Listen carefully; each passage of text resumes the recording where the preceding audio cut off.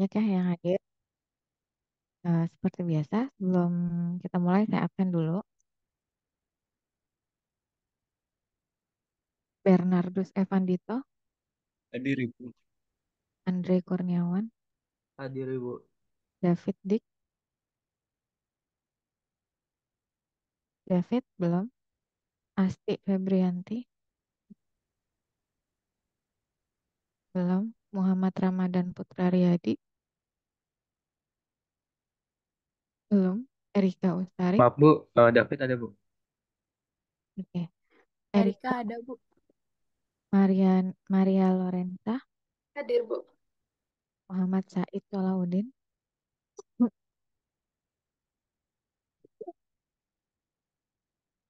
Said belum ada ya, Putri Salsabila Arianto, Hadir Bu.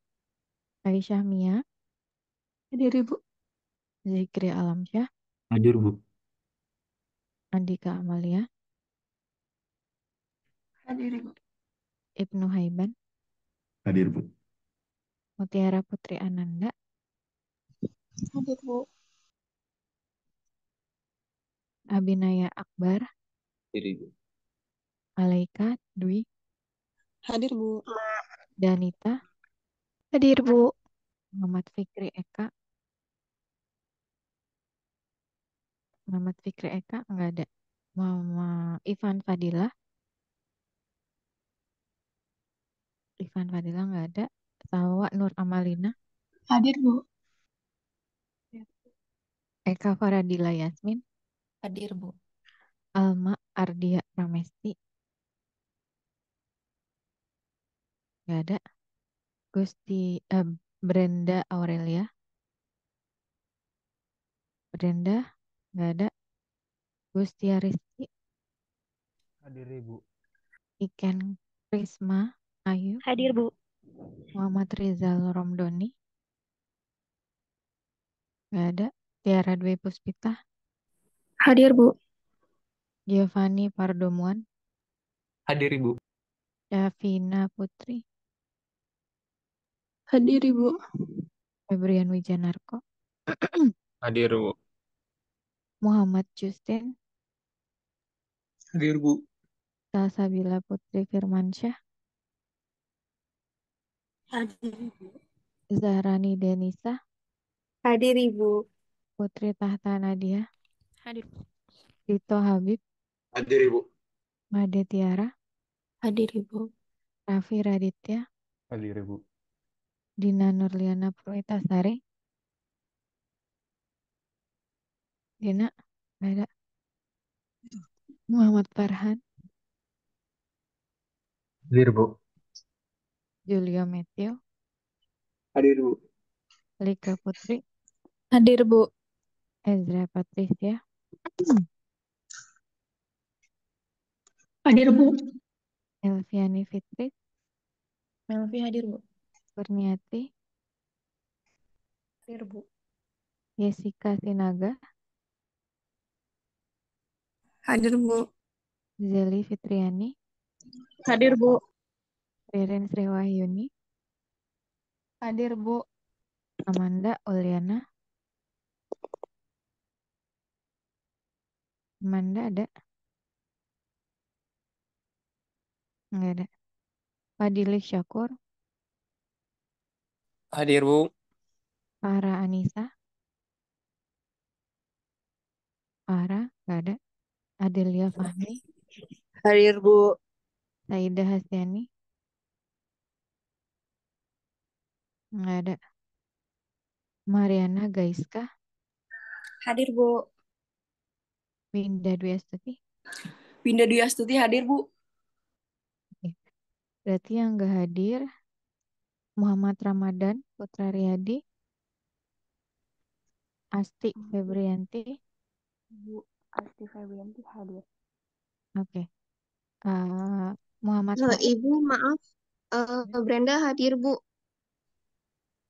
Bu, maaf ya. tadi Muhammad Said hadir. Suaranya baru connect. Oke. Muhammad Bu maaf, Ramadan, Ivan juga sudah hadir Bu. Ivan. Muhammad Ramadan udah hadir? Belum? Fikri, Alma, Rizal Ramdhani, Dina Nurliana, Amanda Uliana, Saidah Hasyani, belum ada ya? Oke, sambil saya rekap ya. Eh, Aisyah, Mia, udah 3 kali nggak masuk ya Aisyah ya. Berarti udah nggak boleh absen lagi. Kalau kamu absen lagi nggak bisa ikut ujian. Baik, Jadi Ibu. udah nggak ada jatah absen lagi ya. Kemudian eh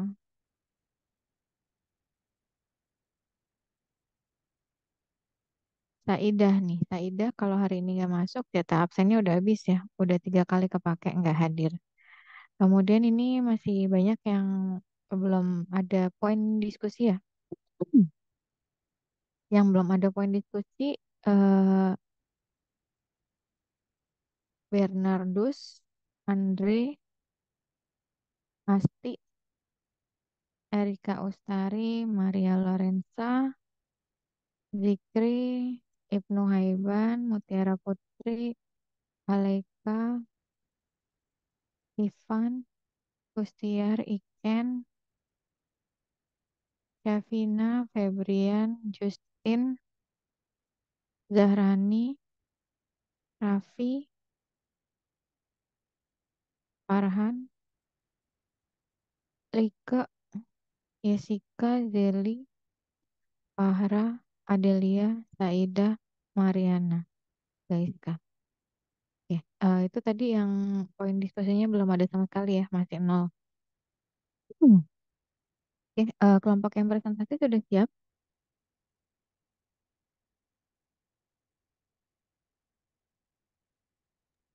Sudah, Bu.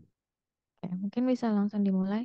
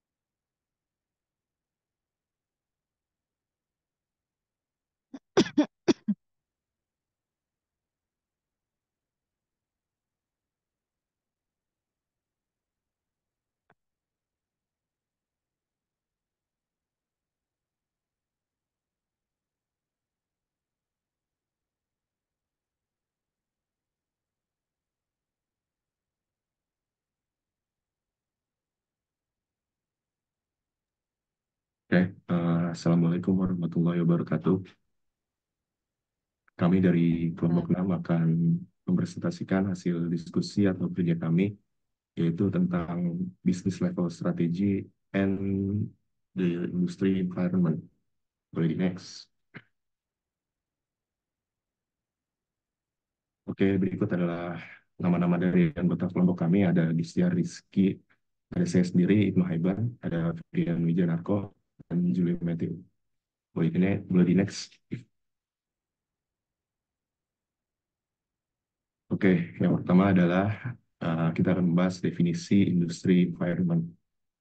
Jadi kalau kita bahas satu-satu, lingkungan itu adalah keadaan sekeliling tempat industri beroperasi, termasuk udara, air, tanah, sumber daya alam, flora, fauna, manusia, dan keterkaitannya. Sedangkan industri adalah suatu usaha atau kegiatan pengolahan bahan mentah atau barang setengah jadi menjadi eh, barang jadi yang memiliki nilai tambah untuk mendapatkan keuntungan. Jadi, lingkungan industri dapat didefinisikan sebagai keadaan sekeliling tempat suatu industri beroperasi, termasuk udara, air, tanah, sumber daya alam, flora, fauna, manusia, dan keterkaitannya, di mana keadaan ini meluas dari dalam perusahaan atau industri tersebut sampai ke sistem global. Boleh di next.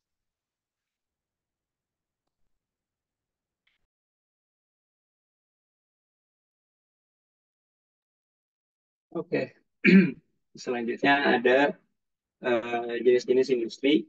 Ada 5. Yang pertama adalah fragmented industries. Jadi fragmented industries ini adalah kumpulan-kumpulan perusahaan yang mau kecil maupun menengah, di mana mereka ini eh, tidak memiliki pengaruh yang besar terhadap pasar. Jadi eh, perusahaan yang paling memimpin di industri tersebut itu tidak jelas siapa ya. Jadi eh, bisa dibilang merata lah. Nah, lalu kedua ada embryonic industries. Jadi embryonic industries ini industri yang berkembang ketika ada inovasi atau teknologi terbaru. Bisa eh, contohnya itu kayak misalnya kalau ada inovasi seperti AI atau blockchain. Jadi di sini karena mereka baru, eh, mereka memanfaatkan teknologi tersebut untuk membuka pasar baru. Lalu yang ketiga ada growth industry. Growth industry ini industri yang berkembang pesat seiring dengan banyaknya pelanggan baru. Eh, jadi biasanya di industri ini itu lagi melakukan investasi besar-besaran dan permintaan dari produk atau jasa yang mereka tawarkan itu lagi meningkat dengan cepat. Boleh di next. Oke, selanjutnya ada major industries. Jadi industries ini yang udah stabil dan tidak lagi bertumbuh dengan pesat. Ini jadi mereka ini sudah stabil ya, sudah nggak terlalu perlu mengubah cara mereka beroperasi dan hanya tinggal menjalankan yang sudah mereka biasa jalankan, gitu. Dan terakhir ada declining industries. Industri ini mengalami penurunan dalam pertumbuhan ataupun penurunan dalam permintaannya. Uh, ini bisa jadi karena sudah ada teknologi baru, jadi uh, industri yang mereka berada sekarang ini udah kurang peminatnya. Boleh di next? Boleh lanjutkan. Oke, selanjutnya adalah faktor-faktor pembentuk lingkungan industri. Yang pertama adalah faktor ekonomi. Faktor ekonomi ini meliputi permintaan dan penawaran. Tingkat permintaan pasar dan penawaran produk atau layanan dalam industri dapat dipengaruhi oleh faktor ekonomi seperti pertumbuhan ekonomi, tingkat pengangguran, dan inflasi. Fluktuasi dalam siklus bisnis seperti fase ekspansi, kontraksi, dan pemulihan dapat memiliki dampak besar pada kesehatan industri. Sedangkan tingkat suku bunga, akses ke modal, dan kebijakan moneter juga dapat mempengaruhi kesehatan finansial perusahaan dalam industri. Yang kedua adalah faktor teknologi. Kemajuan dalam teknologi dan inovasi dapat mengubah cara produksi, distribusi, dan pemasaran dalam industri. Perubahan infrastruktur teknologi seperti jaringan internet, komunikasi, dan transportasi dapat mempengaruhi kemampuan perusahaan untuk beroperasi dan bersaing. Yang ketiga adalah faktor sosial dan demografis. Perubahan dalam struktur demografis seperti pertumbuhan populasi, perubahan usia, dan tren urbanisasi dapat mempengaruhi preferensi konsumen dan permintaan pasar. Tren sosial seperti perubahan dalam gaya hidup, nilai-nilai, dan preferensi konsumen dapat juga mempengaruhi permintaan produk atau layanan dalam industri. Yang keempat adalah faktor lingkungan dan keberlanjutan. Regulasi lingkungan seperti perlindungan udara, air, dan tanah dapat mempengaruhi biaya produksi dan operasional perusahaan. kesadaran keberlanjutan seperti tren keberlanjutan dan respons terhadap isu-isu lingkungan sosial dapat mempengaruhi reputasi perusahaan dan permintaan produk yang ramah lingkungan. Boleh di next. Selanjutnya faktor yang kelima itu faktor politik dan hukum.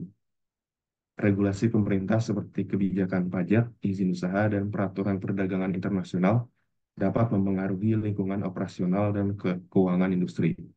Stabilitas politik, yaitu berupa ketidakstabilan politik dalam suatu negara atau wilayah dapat menciptakan ketidakpastian yang merugikan bagi industri.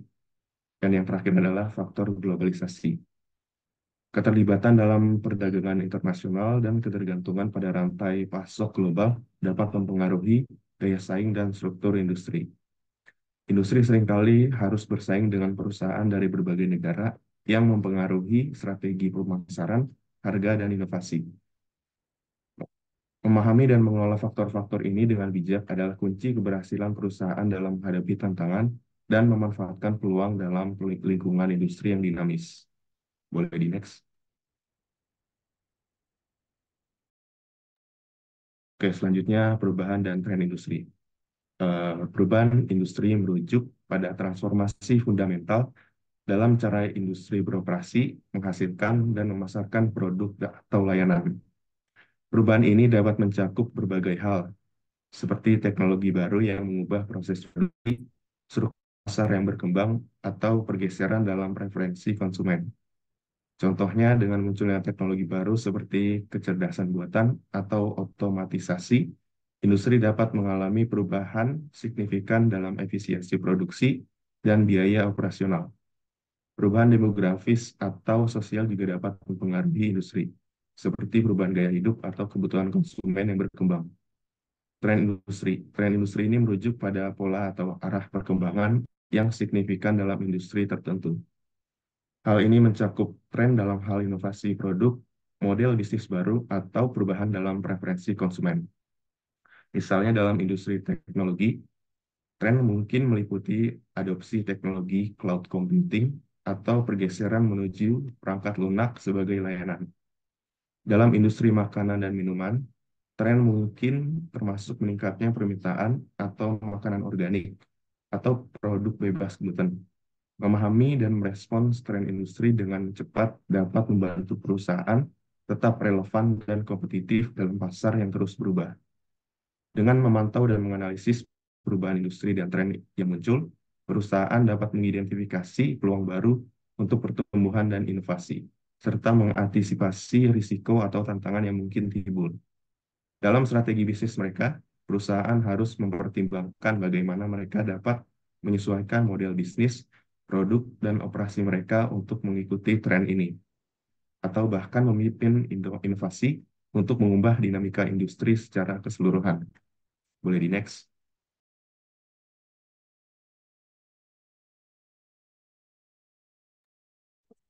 Oke, selanjutnya ada karakteristik dari berbagai industri.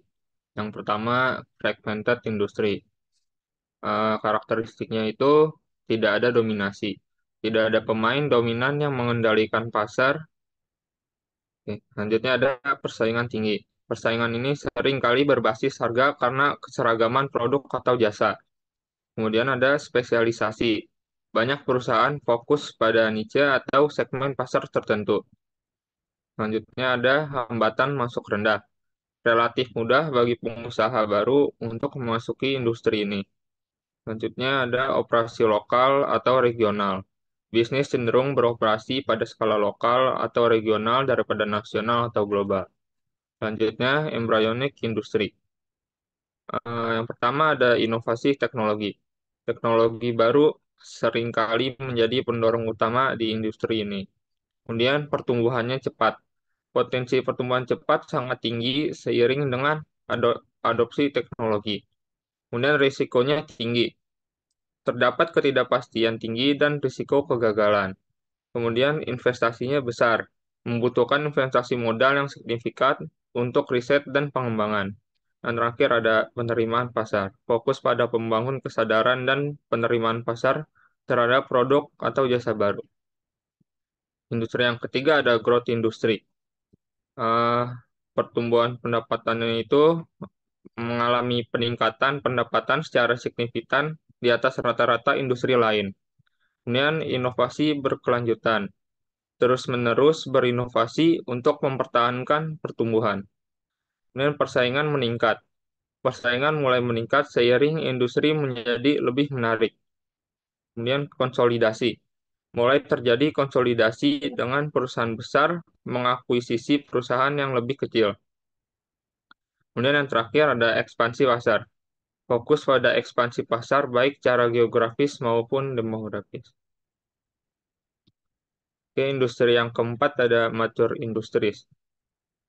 Pertumbuhan lambat.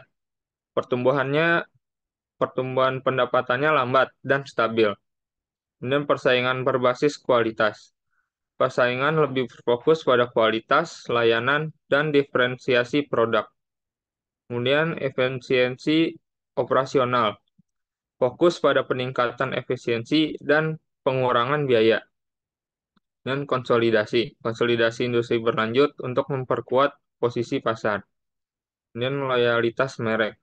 Merek yang kuat dan loyalitas pelanggan menjadi kunci. Dan terakhir ada declining industry. Penurunan pendapatan. Mengalami penurunan pendapatan dan keuntungan. Kapasitas berlebih. Sering terjadi kapasitas produksi yang berlebih akibat penurunan permintaan. Terus penutupan bisnis. Banyak perusahaan keluar dari pasar atau ditutup. Strategi pengeluaran. Fokus pada pengeluaran biaya dan peningkatan efisiensi. Dan terakhir, pencarian pasar baru. Mencari pasar baru atau diversifikasi produk untuk bertahan. Oke, selanjutnya ada peluang dari berbagai industri. Yang pertama, fragmented industry. Spesialisasi dan diferensiasi. Membangun keahlian khusus atau menawarkan produk atau jasa yang unik untuk membedakan bisnis dari pesaing. Jadi ada konsolidasi pasar, mengambil kesempatan untuk mengakuisisi atau bergabung dengan pesaing untuk meningkatkan pangsa pasar dan efisiensi operasional. Dan ekspansi geografis, memperluas operasi ke pasar baru untuk menjangkau lebih banyak pelanggan. Terus fokus pada layanan pelanggan, menawarkan layanan pelanggan yang superior untuk membangun loyalitas dan membedakan dari kompetisi. Selanjutnya, embryonic industry. Inovasi pemimpin pasar. Menjadi pemimpin dalam inovasi dan teknologi, menetapkan standar industri. Kemudian kemitraan strategis. Membentuk kemitraan dengan perusahaan lain untuk mempercepat adopsi dan penyebaran teknologi. Kemudian pendanaan dan investasi. Menarik investasi dari modal ventura atau investor lain untuk mendukung riset, pengembangan, dan pertumbuhan. Kemudian pendidikan pasar. Membantu pasar memahami dan mengadopsi produk atau teknologi baru.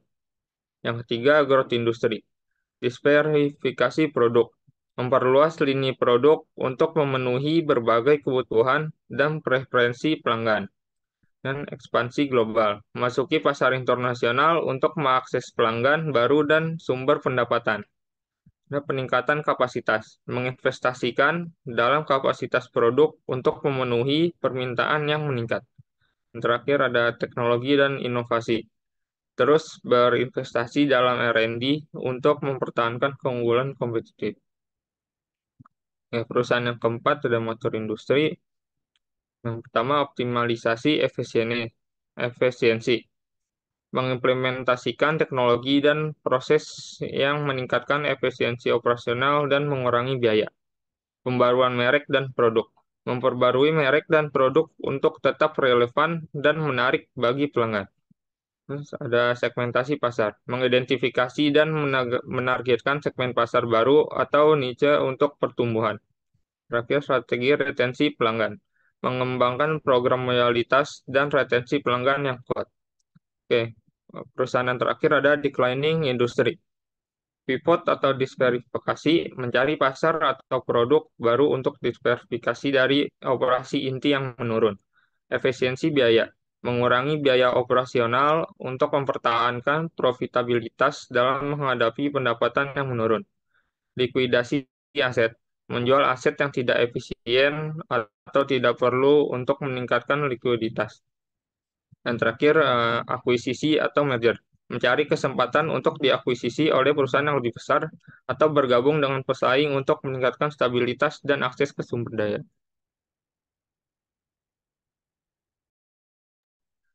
Untuk selanjutnya ada ancaman. Untuk yang pertama, ancaman dari fragmented industry, yaitu satu, meningkatnya persaingan. Dengan banyaknya perusahaan yang menawarkan produk atau layanan serupa, bisnis harus terus berinovasi dan membedakan diri mereka agar dapat menonjol di antara yang lain. Yang kedua, kesulitan dalam menjangkau target pelanggan. Di pasar yang terfragmentasi, bisnis seringkali kesulitan untuk menjangkau target pelanggan mereka secara efektif karena sifat pasar yang beragam. Yang ketiga, skala ekonomi yang terbatas. Pasar yang terfragmentasi biasanya tidak memiliki skala ekonomi yang dapat dicapai di pasar yang lebih terkonsolidasi. Untuk yang keempat, keterbatasan sumber daya. Pasar yang terfragmentasi dapat menimbulkan kendala sumber daya bagi bisnis, terutama bagi pemain yang lebih kecil dengan kemampuan keuangan dan operasional yang terbatas. Selanjutnya, ancaman dari embryonic industries. Yang pertama ada permintaan pelanggan yang terbatas. Industri yang masih dalam tahap awal seringkali menghadapi permintaan yang rendah karena kualitas produk yang buruk dan ketidaktahuan akan produk tersebut. Lalu yang kedua ada biaya produksi yang tinggi. Volume produksi yang kecil dan biaya produksi yang tinggi dapat menyulitkan perusahaan untuk mencapai skala ekonomis dan mengurangi biaya yang dapat berdampak pada profitabilitas. Lalu yang terakhir ada tantangan teknologi. Industri yang masih dalam tahap perkembangan mungkin masih menghadapi tantangan teknologi yang signifikan yang dapat menyulitkan perusahaan untuk mengembangkan dan menerapkan strategi inovatif. Boleh di next.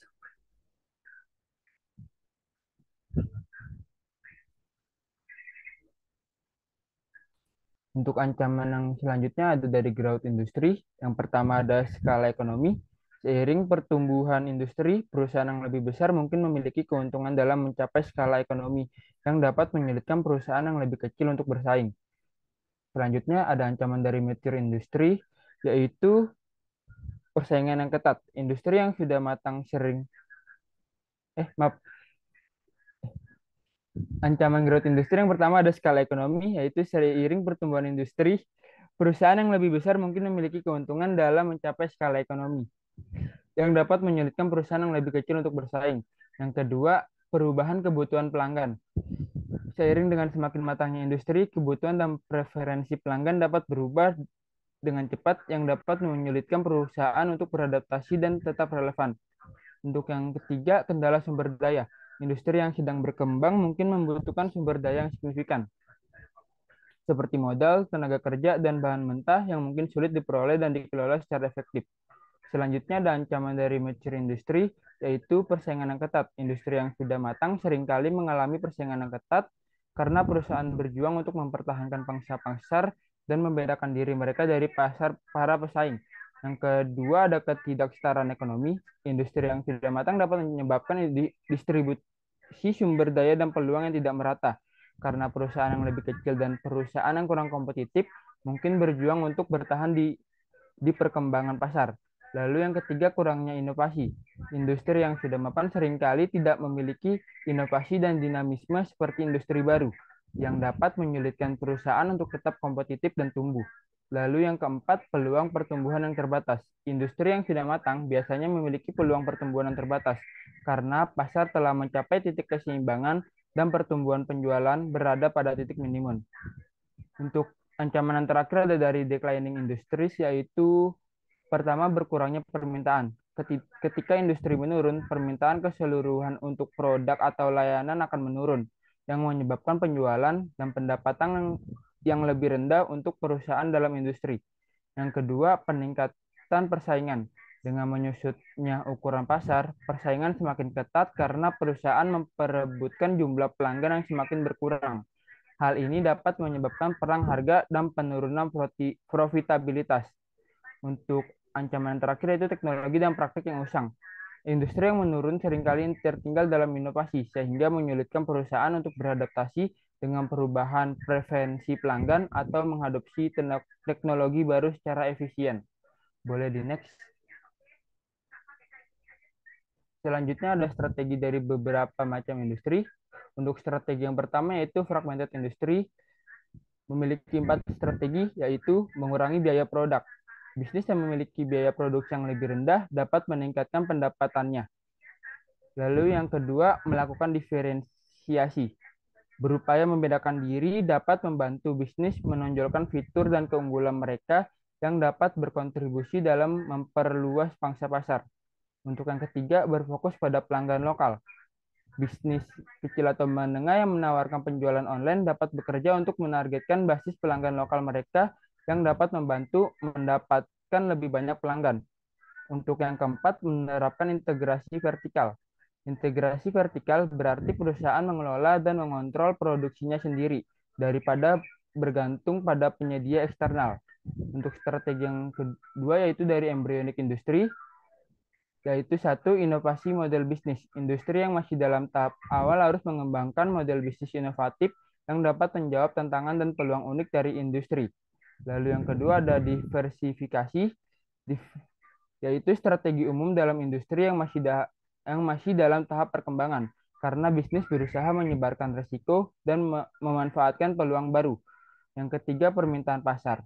Dalam industri yang masih dalam tahap perkembangan, permintaan pasar memainkan peran penting dalam menentukan strategi. Yang keempat, manajemen risiko. Industri yang masih dalam tahap awal memiliki risiko dan bisnis harus fokus pada manajemen risiko untuk mengurangi potensi kerugian dan memaksimalkan peluang. Untuk strategi yang ketiga dari growth industry, yaitu satu, penetrasi pasar. Fokus untuk menjual lebih banyak produk atau layanan yang sudah ada ke segmen pasar. Lalu yang kedua ada pengembangan pasar, perkenalkan produk atau layanan yang sudah ada ke pasar baru. Untuk yang ketiga, pengembangan produk, menciptakan produk atau layanan baru untuk dijual ke basis pelanggan yang sudah ada. Untuk yang keempat ada waralaba atau lisensi, perluas dengan mengizinkan pengusaha lain untuk menggunakan model bisnis, merek, atau produk dengan imbalan biaya atau royalti. Boleh di next. Untuk strategi yang keempat ada dari mature industry. Yang pertama, kepemimpinan biaya. Fokus pada pengurangan biaya produksi dan beroperasi secara efisien untuk menawarkan produk atau layanan dengan harga yang kompetitif. Yang kedua, penetrasi pasar. Memperluas pangsa pasar dengan menargetkan segmen pelanggan, wilayah geografis, atau saluran distribusi baru. Yang ketiga, pengembangan produk. Memperkenalkan produk, variasi, atau perluasan lini produk baru untuk memenuhi kebutuhan, preferensi, atau tren yang sedang berkembang. Untuk yang keempat ada fokus pada retensi pelanggan. Meningkatkan kepuasan, loyalitas, dan nilai seumur hidup pelanggan melalui layanan pelanggan yang luar biasa, pengalaman yang dipersonalisasi, dan manajemen hubungan. Untuk strategi yang terakhir ada dari declining industry, yaitu panen. Perusahaan memilih untuk mengikuti strategi panen untuk memanfaatkan sumber daya bisnis yang ada secara maksimal. Yang kedua ada kepemimpinan. Bisnis mencoba untuk mencapai posisi yang berbeda di pasar dengan menggunakan strategi diferensiasi, pemasaran, atau penetapan harga. Yang ketiga ada ceruk pasar. Perusahaan mengadopsi strategi yang lebih fokus pada pengembangan posisi di pasar dengan mengidentifikasi segmen pasar yang dapat dilayani dengan baik. Untuk strategi yang terakhir ada divestasi, yaitu dalam strategi ini perusahaan menjual unit bisnis yang tidak produktif dan merugi dengan menggunakan hasil penjualannya untuk meningkatkan produk yang menghasilkan keuntungan. Boleh di next.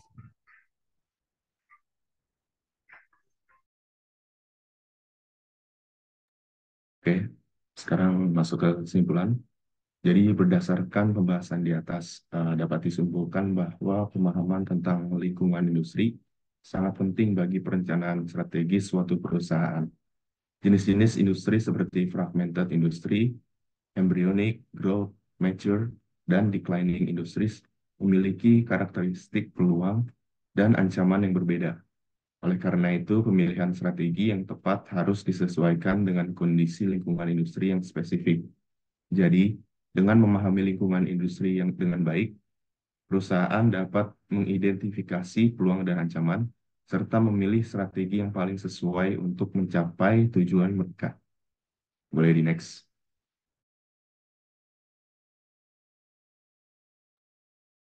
Baik, sekian presentasi dari kelompok kami. Bagi teman-teman yang memiliki pertanyaan atau tambahan, dipersilakan untuk present. Oke, terima kasih kepada kelompok yang presentasi sudah mempresentasikan materi hari ini dengan sangat baik. Eh, untuk selanjutnya kita buka sesi diskusi dan tanya jawab seperti biasa. Yang recent eh, mungkin nggak bisa semuanya ya. Kita batasi karena waktunya juga kan terbatas sampai jam 9.50 ya. Mungkin kita coba di 6 orang pertama dulu ya. Ezra, Patricia, Kurniati, Maria Lorenza, Dika, Dito, dan Danita. Bu izin Bu, Bu Ya, izin. Saya Amanda Bu, baru bisa ngomong tadi karena udah presentasi. Saya tadi belum absen Bu karena menuju rumah sakit. Mama saya lagi sakit Bu, saya pulang kampung Bu. oke, iya, nggak apa-apa. Semoga mamanya cepat sembuh ya. Ya Eh, Bu. oke, kita lanjut. eh, untuk Ezra, eh, silahkan sampaikan pertanyaannya kepada kelompok yang presentasi. Tolong jangan lupa dicatat pertanyaan dari teman-temannya, kemudian ditampilkan untuk kita diskusikan bareng-bareng ya. Nanti kalau ada yang ingin melengkapi, menambahkan, dipersilahkan. Ya, terima kasih untuk materinya dari kelompok 6. Saya Ezra izin bertanya. Apakah perusahaan-perusahaan seperti Declining Industry tetap bertahan saat ini? Jika iya, bagaimana caranya agar tetap bertahan hingga pada saat ini? Terima kasih. Oke, selanjutnya Kurniati, silahkan. Baik, terima kasih sebelumnya atas presentasinya. Nusai Kurniati izin bertanya, kira-kira apa saja kendala dalam menjalankan strategi untuk mengatasi ancaman lingkungan? Itu aja, makasih. Oke, selanjutnya Maria Lorenza, silakan. Terima kasih untuk kelompok yang sudah presentasi. Izin bertanya, bagaimana perusahaan dapat memanfaatkan karakteristik industri yang sudah disebutkan tadi untuk meningkatkan efektivitas strategi bisnis level mereka? Terima kasih. Oke, selanjutnya eh tadi siapa? Maria Lorenza ya? Iya, Bu. Selanjutnya Lika, silahkan. Terima kasih kelompok 6 atas presentasinya. Izin bertanya, pertanyaannya itu apa saja permasalahan utama dalam mempertahankan keunggulan kompetitif dalam lingkungan industri yang masih embrionik dan sedang berkembang. Terima kasih. Oke, selanjutnya Dito, Habib, silakan. Eh, Terima kasih sebelumnya Ibu Desti karena sudah memberikan kesempatan dan terima kasih kelompok 6 atas penyampaiannya. Jadi kan tadi kan kelompok 6 menjelaskan bahwa di industri fragmented itu nggak ada pemimpinnya kan. Nah, dan juga nggak ada dominasi di industri fragmented ini, tapi persaingan yang ada di industri ini eh, tergolong tinggi gitu.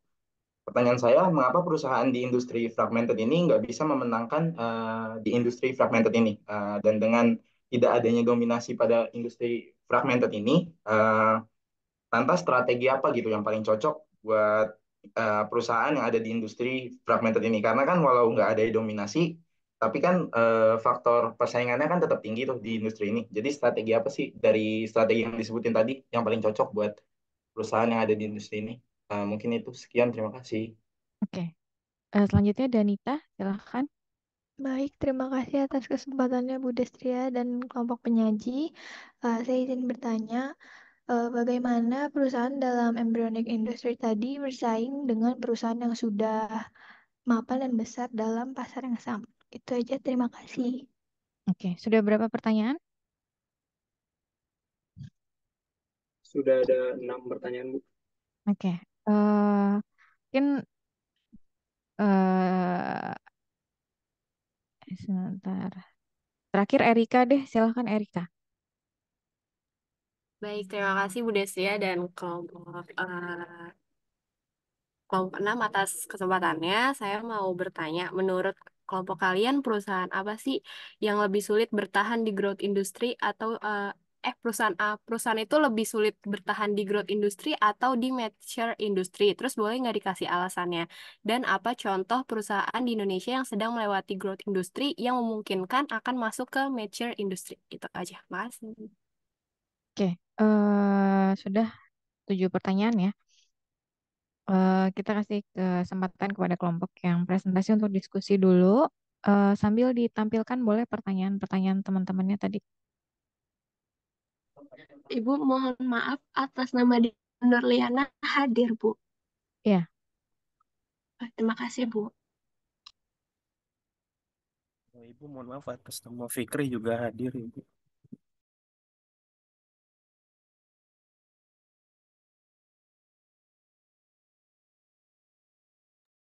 Oke.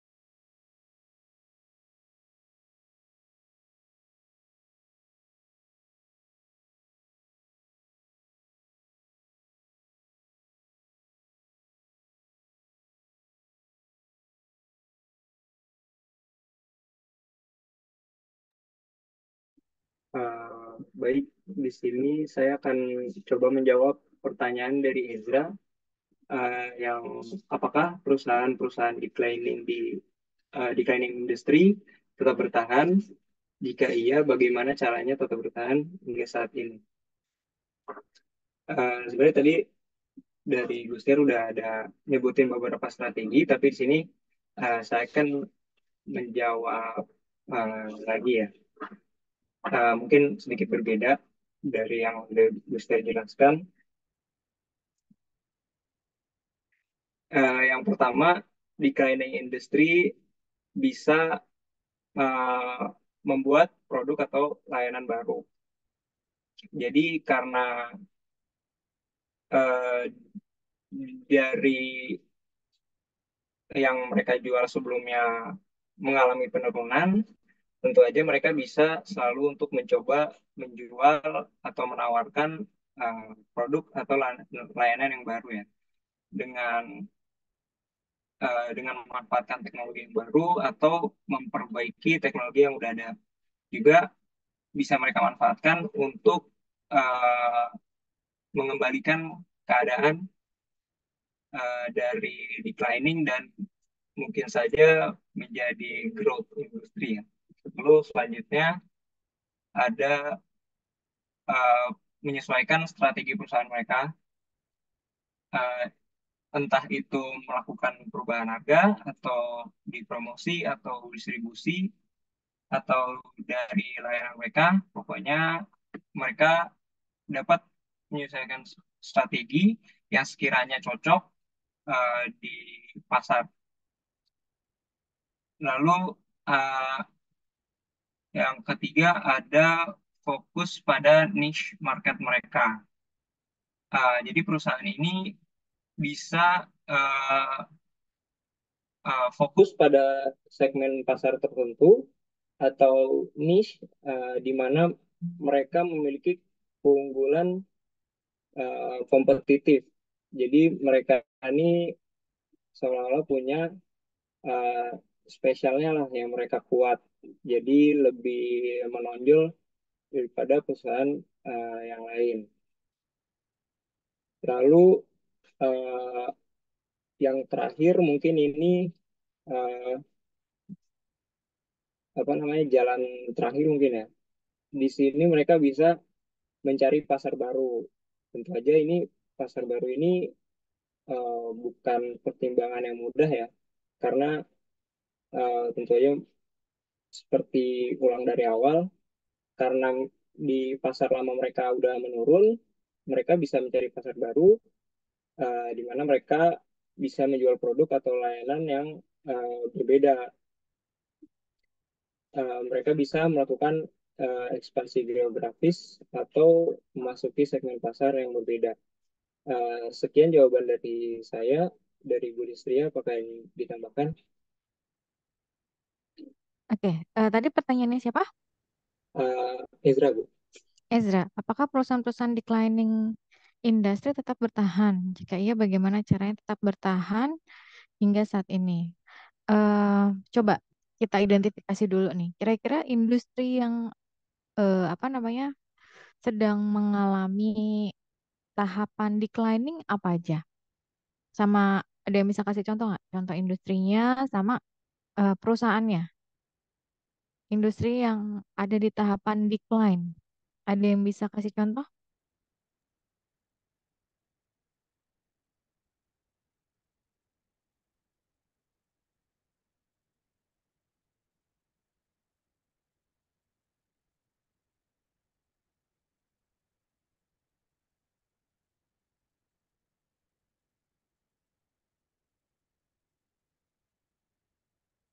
Nggak ada? Ibu izin jawab. Ya, silakan. Mungkin kalau di luar negeri itu kayak industri kantong plastik atau sedotan plastik. Siapa nih namanya? Andika Amalia, Bu. Andika Amalia. Andika Amalia. Oke. Ada lagi yang bisa kasih contoh? Industri yang dia tuh mengalami tahap declining. Ini saya bisa cerita karena apa namanya?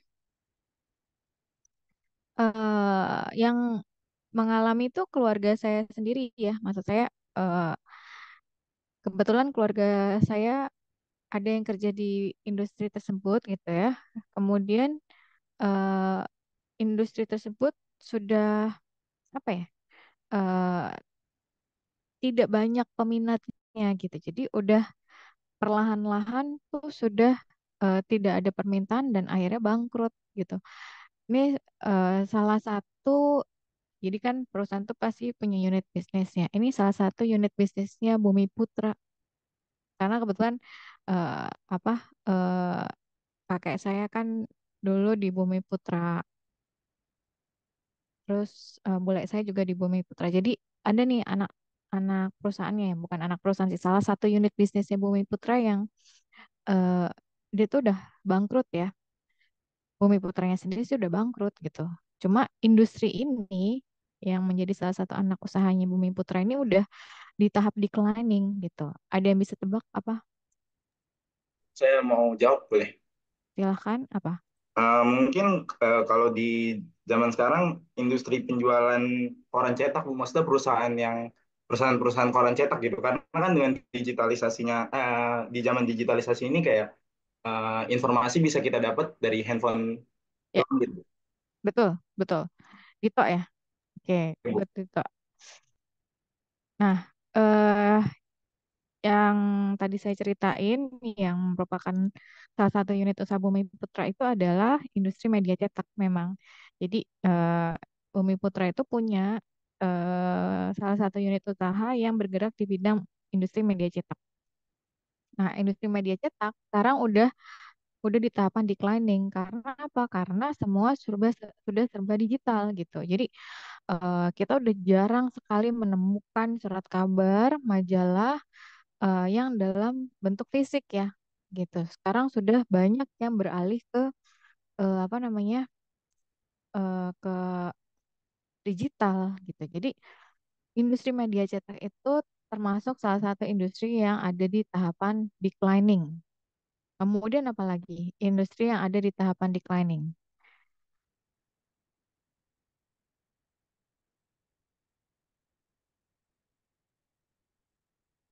Kalau industri batu bara gimana?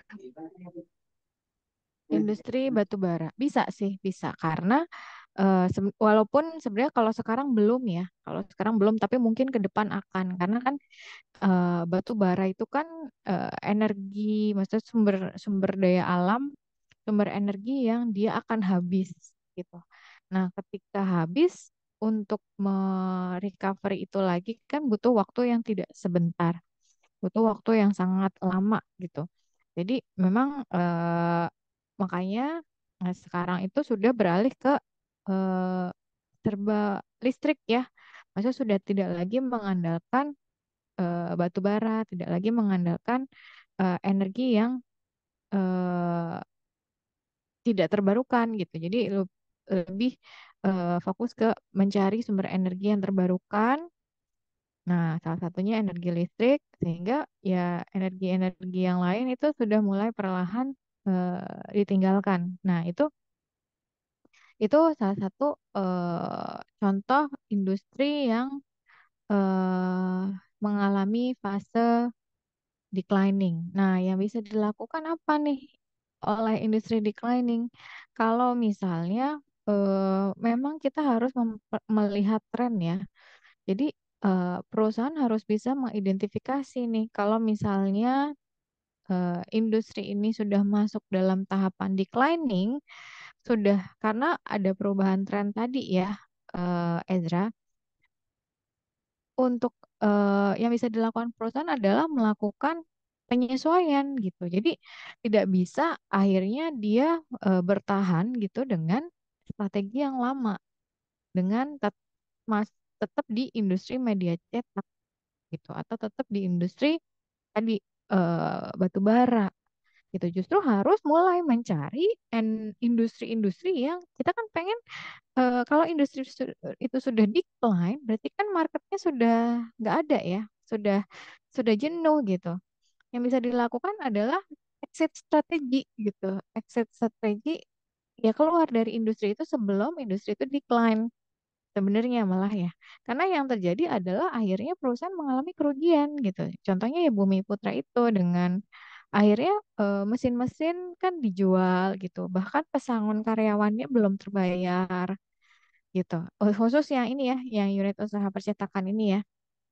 Itu karena dia tidak bisa membaca situasi gitu ya, harus dilakukan oleh perusahaan sebelum apa industri itu ada di tahapan decline. Sebenarnya justru adalah exit strategi ya, keluar dari industri tersebut gitu dengan misalnya melakukan divestasi sebelum aset-aset aset-aset yang dimiliki itu justru makin murah nilainya gitu. Melihat mana industri yang masih punya potensi tumbuh. Jadi tetap bertahan di industri yang sudah ada di tahapan decline itu namanya cari mati ya, namanya bunuh diri gitu. Jadi strategi yang bisa dilakukan adalah ya exit, keluar gitu dari industri yang sudah ada di tahapan decline. Mungkin itu ya, Ezra. Yang lain mungkin ada yang ingin menambahkan, silakan.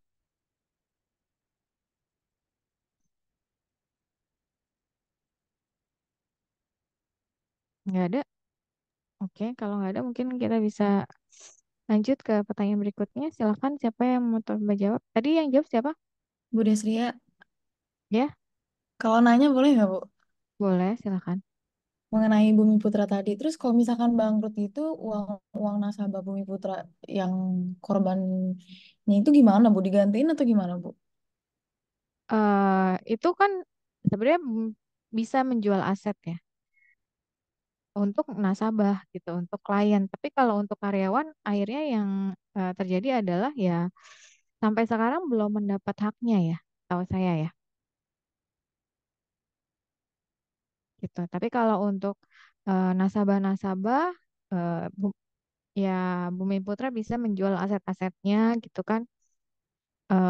Tapi urutannya itu yang paling diutamakan adalah kan membayar utang dulu ya, membayar utang kepada debitur, sorry, kepada kreditur, utang bank, utang usaha, pokoknya utang-utang itu diutamain. Nah, kalau masih ada sisa, ya dikembalikan ya apa hak-hak nasabahnya. Tapi kan jenis asuransi itu kan kalau kita ngomong asuransi ya, asuransi itu kan memang ada yang dia dikembalikan, ada yang memang dia hilang gitu. Nah, tergantung jenis asuransinya apa. Kalau saya punya asuransi kesehatan. Asuransi kesehatan yang saya beli ini asuransi kesehatan murni gitu. Yang artinya kalau eh, eh, saya nggak sakit pun itu akan hilang gitu. Karena memang tujuannya itu untuk mengcover biaya rumah sakit kalau misalnya saya masuk rumah sakit kayak gitu yang mungkin tidak bisa di-cover oleh BPJS. Nah, sehingga eh, yang mungkin akan dikembalikan adalah yang sifatnya asuransi jiwa ya. Tapi itu pun kan kondisinya ada ada syarat dan kondisinya ya. Misalnya eh, apa eh, yang bersangkutan bukan meninggal karena bunuh diri gitu misalnya, atau yang bersangkutan bukan meninggal karena apa dihukum mati gitu, atau bukan karena pemakaian narkoba kayak gitu gitu. Jadi ada syarat dan ketentuannya gitu. Oh iya Bu, Tapi kalau kalau misalnya itu sih eh, apa dikembalikan ya hak-hak nasabahnya. Nah, hmm, memang kalau beda seperti bank ya, kalau bank itu kan kita dijamin oleh LPS. Kalau asuransi ini kan nggak ada yang ngejamin. Banyak banget korban asuransi karena tidak membaca polis dengan detail, karena agennya juga tidak menjelaskan, sehingga eh, ketidaktahuan itu ya dimanfaatkan oleh perusahaan gitu. Nah, yang bisa dilakukan mungkin nanti kalian apa kalau mau pakai asuransi ya baca polisnya dengan detail. Tuh, polis asuransinya dengan detail. Kemudian eh, pastikan lagi, disesuaikan lagi dengan kebutuhan nih ya. Maksudnya, eh, misalnya kan kalau kalian pasti udah punya BPJS, berarti misalnya gunakan BPJS untuk rawat jalan gitu. Terus untuk yang rawat inap, pakai yang asuransi, sehingga nggak perlu misalnya kamu menggunakan asuransi swasta untuk rawat jalan dan rawat inap, karena itu pasti mahal gitu. Jadi disesuaikan dengan kebutuhan. Dan yang paling enak lagi kalau kamu kerja di perusahaan yang bisa mengcover asuransi kamu dengan plafon yang tinggi. Itu enak banget gitu. Misalnya di BI, saya sering cerita ya. Pokoknya kamu kalau kerja di BI itu apa namanya pasti eh, makmur lah ya. Jadi eh,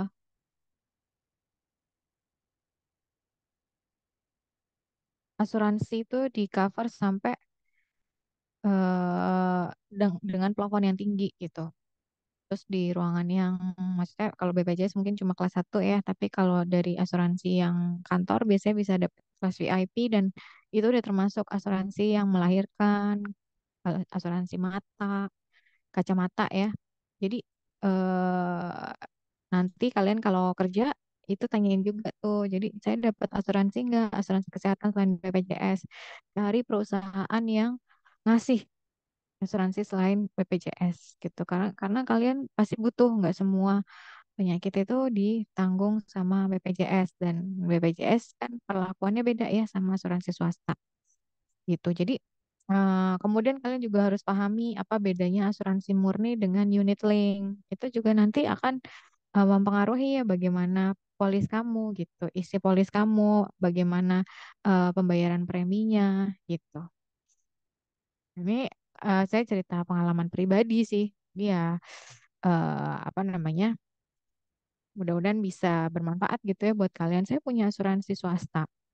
Tapi ternyata misalnya kemarin kayak pas saya dirawat ternyata nggak semuanya di cover gitu karena ada satu yang pas diagnosa masuknya itu mungkin sudah ada kondisinya di saya sebelum saya masuk ke asuransi. Jadi pre-existing conditions katanya. Jadi kalau misalnya kamu sebelum masuk asuransi kamu udah punya kondisi itu ada masa tunggunya selama 1 tahun gitu.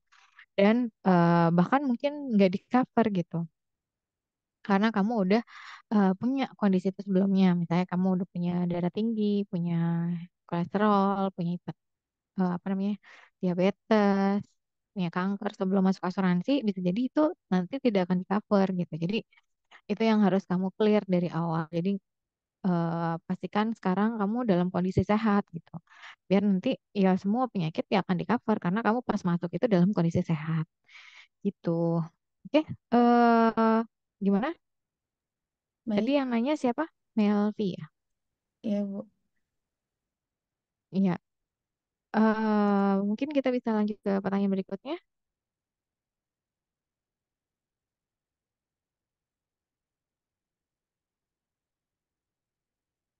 Oke, untuk selanjutnya saya akan menjawab pertanyaan dari Maria.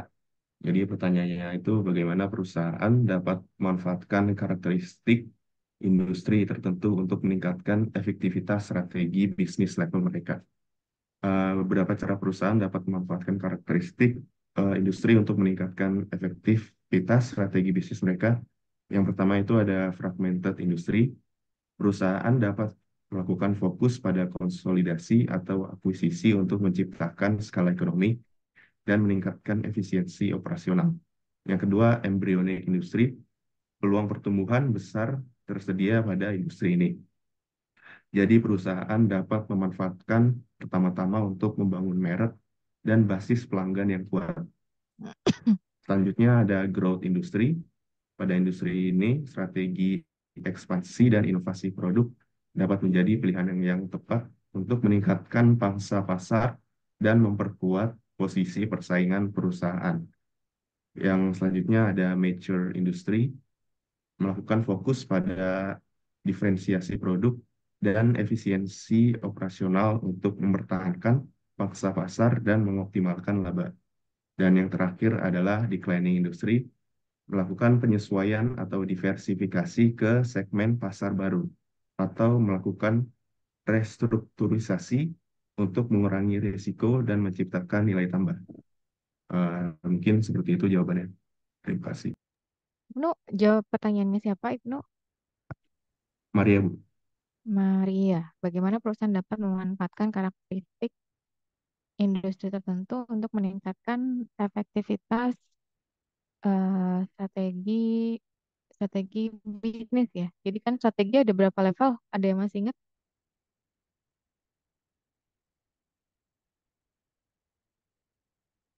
Ada yang masih ingat?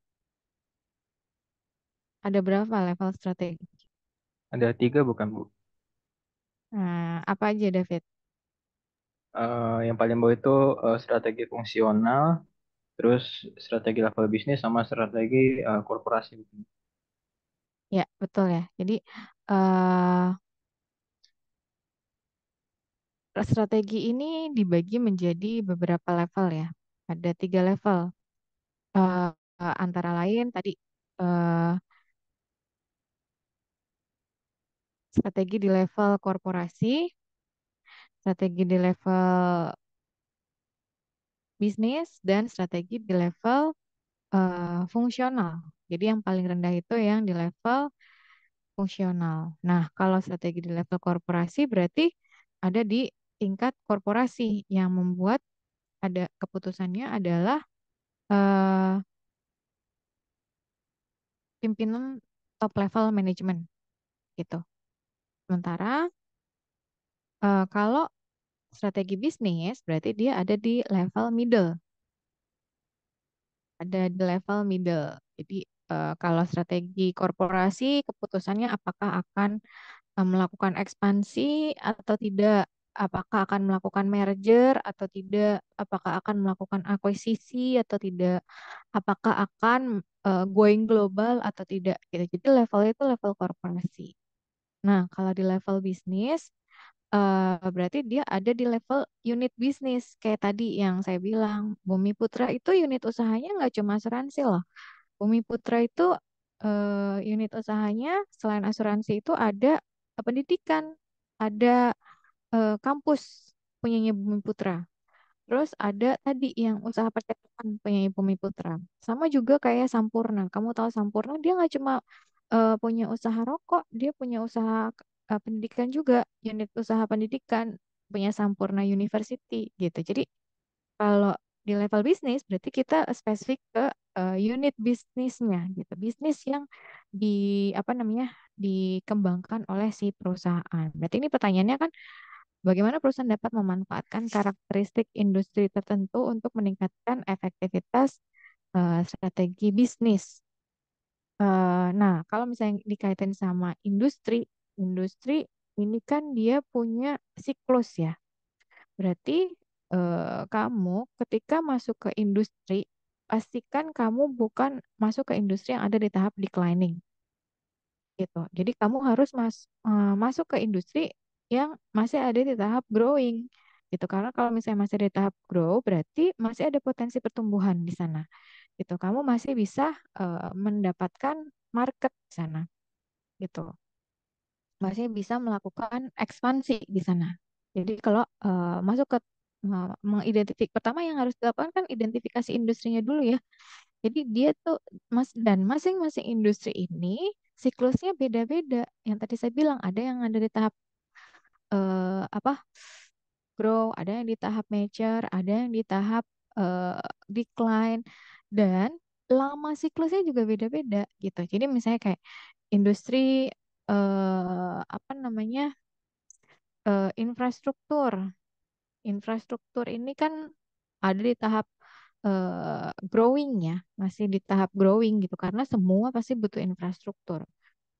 Eh, Produk tapi industri infrastruktur ini dia itu apa namanya BEP-nya tuh lama gitu. Itu juga harus diperhatiin. BEP-nya lama karena kan untuk membangun infrastruktur itu bukan kayak kita bikin produksi mie goreng, produksi manufaktur makanan, enggak. Jadi kamu misalnya bikin mie goreng, bikin makanan-makanan gitu ya, biskuit, itu material yang ada sekarang besok udah bisa jadi gitu. Tapi industri infrastruktur nggak begitu, industri tambang nggak begitu. Kamu perlu riset dulu kalau tambang ya, survei dulu lokasi apa namanya eh, site-nya gitu kan. Kemudian dianalisis dulu kira-kira visible apa enggak nih gitu kan. Kira-kira kemudian berapa lama penambangannya, proses penambangannya, kemudian sampai bisa dia balik modal, bisa terjual itu berapa lama itu kan beda-beda gitu antar satu produk dengan produk yang lain, antara satu bisnis dengan bisnis yang lain. Makanya kalau kamu perhatikan perusahaan-perusahaan itu pasti melakukan diversifikasi. Dia nggak ada perusahaan yang dia cuma fokus di satu usaha aja, satu jenis usaha aja. Misalnya kayak Kalbe Farma. Kamu tahu Kalbe Farma itu kan eh, obat-obatan ya. Tapi Kalbe juga punya kampus namanya Kalbis Institute. Terus apalagi unit bisnis Kalbe? Sebentar saya cek.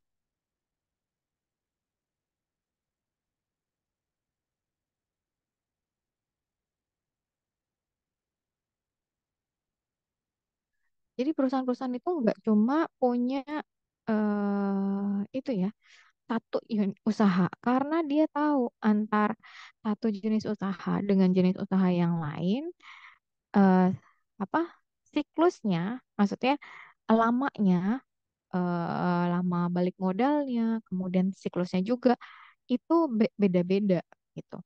Kalau obat kita bisa produksi dalam waktu singkat, pendidikan dan semua pasti butuh. Terus kalau apa namanya pendidikan juga semua pasti butuh gitu. Cuma kan untuk ngebangun branding pendidikan itu nggak mudah gitu. Makanya kalau kamu tahu eh, Kalbe ini termasuk yang baru merintis ya usaha di bidang pendidikan dengan kampusnya namanya Kalbis Institute itu. Kalbis Institute tuh pas awal-awal manage by Binus gitu karena dia tahu yang paling ahli ya di bidang pendidikan itu kampusnya yang udah udah terjamin gitu kualitasnya adalah Binus. Makanya pas awal-awal kan karena saya pernah ngajar di Kalbis ya. Awal-awal tuh Kalbis Institute itu managed by Binus. Managed by Binus berarti manajemennya itu dari Binus. Jadi kurikulum juga dari Binus. Sistem IT juga mirip Binus. Jadi absennya nggak kayak saya tadi manual. Saya panggil satu-satu gitu. Pakai Excel enggak. Jadi ada sistemnya, sistem website ya. Jadi saya klik nih siapa yang hadir gitu. Nah kalau udah saya verifikasi, nih tiba-tiba ada yang baru datang, waduh udah nggak bisa lagi karena udah masuk ke sistem, udah nggak bisa saya ubah-ubah lagi gitu. Kemudian nilai juga masuknya nggak ngolah, saya nggak ngolah sendiri pakai Excel gitu, tapi pakai sistem tadi saya masukin nilai tugasnya, nilai UTS, nilai UASnya gitu. Jadi eh apa Kalbe ini mau ngejar karena untuk di industri pendidikan ya sampai kita punya nama itu nggak sebentar gitu nggak nggak mungkin cuma dalam waktu 5 tahun tuh nggak mungkin banget gitu butuh waktu puluhan tahun untuk ngebangun branding di bidang pendidikan ini kayak Trisakti, Atmajaya siapa yang nggak tahu ya terus apa namanya ya yang swasta-swasta BINUS swasta-swasta bagus lah ya itu brandingnya nggak cuma 5 tahun gitu. Makanya untuk mempercepat melakukan maksudnya akselerasi ya, dia akhirnya di manage by Binus tuh si Kalbis. Itu lumayan lama tuh manage by Binusnya. Kan saya ngajar sekitar 5 tahunan ya. Selama itu ya sampai pas COVID terakhir baru lepas dari kayak baru lepas dari Binus ya. Mungkin perlahan-lahan tapi secara sistem dia masih copy dari Binus gitu sistem IT ya. Jadi ngikutin BINUS apa namanya manajemennya. Nah, jadi eh, perusahaan itu biasanya melakukan diversifikasi. Itu tadi Maria. Jadi memanfaatkan karakteristik industri yang memiliki siklus yang berbeda-beda, panjang siklusnya ya. Dari grow sampai decline itu kan masing-masing industri lama siklus itu beda-beda. Nah, itu dimanfaatkan dengan perusahaan melakukan diversifikasi. Nah, mana yang kalau kalau infrastruktur pasti lama, tambang pasti lama. Enggak. Sementara operasional tetap jalan. Akhirnya perusahaan apa? Mempunyai unit usaha yang lain gitu ya untuk mengcover tadi gitu. Tapi kalau misalnya si tambang sama si apa namanya infrastruktur ini udah selesai gitu ya produknya, balik modalnya langsung banyak, lebih banyak daripada unit bisnis dia yang lain. Jadi saling mengcover satu sama lain gitu. Bisa dipahami nggak? Baik, Bu. Terima kasih atas jawabannya. Jadi yang dilakukan oleh perusahaan adalah dengan diversifikasi gitu. Oke, cukup terjawab ya. Mungkin bisa kita lanjut ke pertanyaan berikutnya. Silakan. Oke. Selanjutnya saya akan menjawab pertanyaan dari Like. Pertanyaannya, apa saja permasalahan utama dalam mempertahankan keunggulan kompetitif dalam lingkungan industri yang masih embrionik dan sedang berkembang? Dalam lingkungan industri yang masih embrionik dan sedang berkembang, perusahaan seringkali menghadapi beberapa permasalahan utama dalam mempertahankan keunggulan kompetitif. Antara lain, yang pertama yaitu perubahan cepat. Lingkungan industri yang berkembang cepat dapat mengalami perubahan yang tiba-tiba, termasuk teknologi baru, regulasi, atau tren pasar yang dapat mempengaruhi posisi kompetitif perusahaan. Yang kedua, ketidakpastian pasar. Tingkat ketidakpastian yang tinggi mengenai permintaan pasar, perilaku konsumen, dan dinamika pesaing dapat membuat perencanaan strategis menjadi lebih kompleks.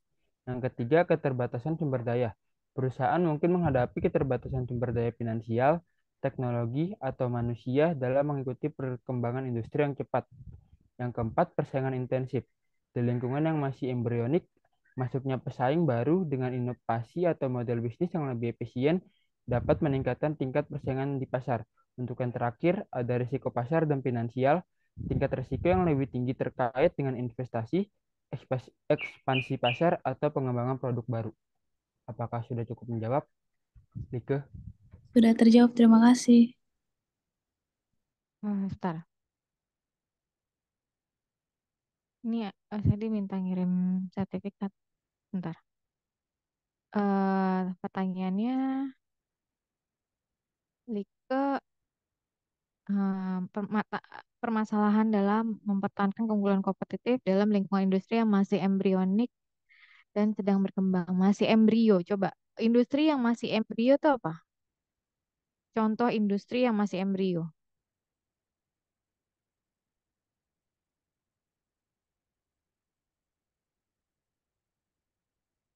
Eh, Industri mobil listrik bukan, Bu? Ya, industri mobil listrik itu masih di tahap embrio. Kemudian apa lagi? Siapa tadi yang jawab? Fikri, Bu. Fikri. Ada lagi yang bisa kasih contoh industri yang dia tuh tahapannya masih di tahapan embrionik.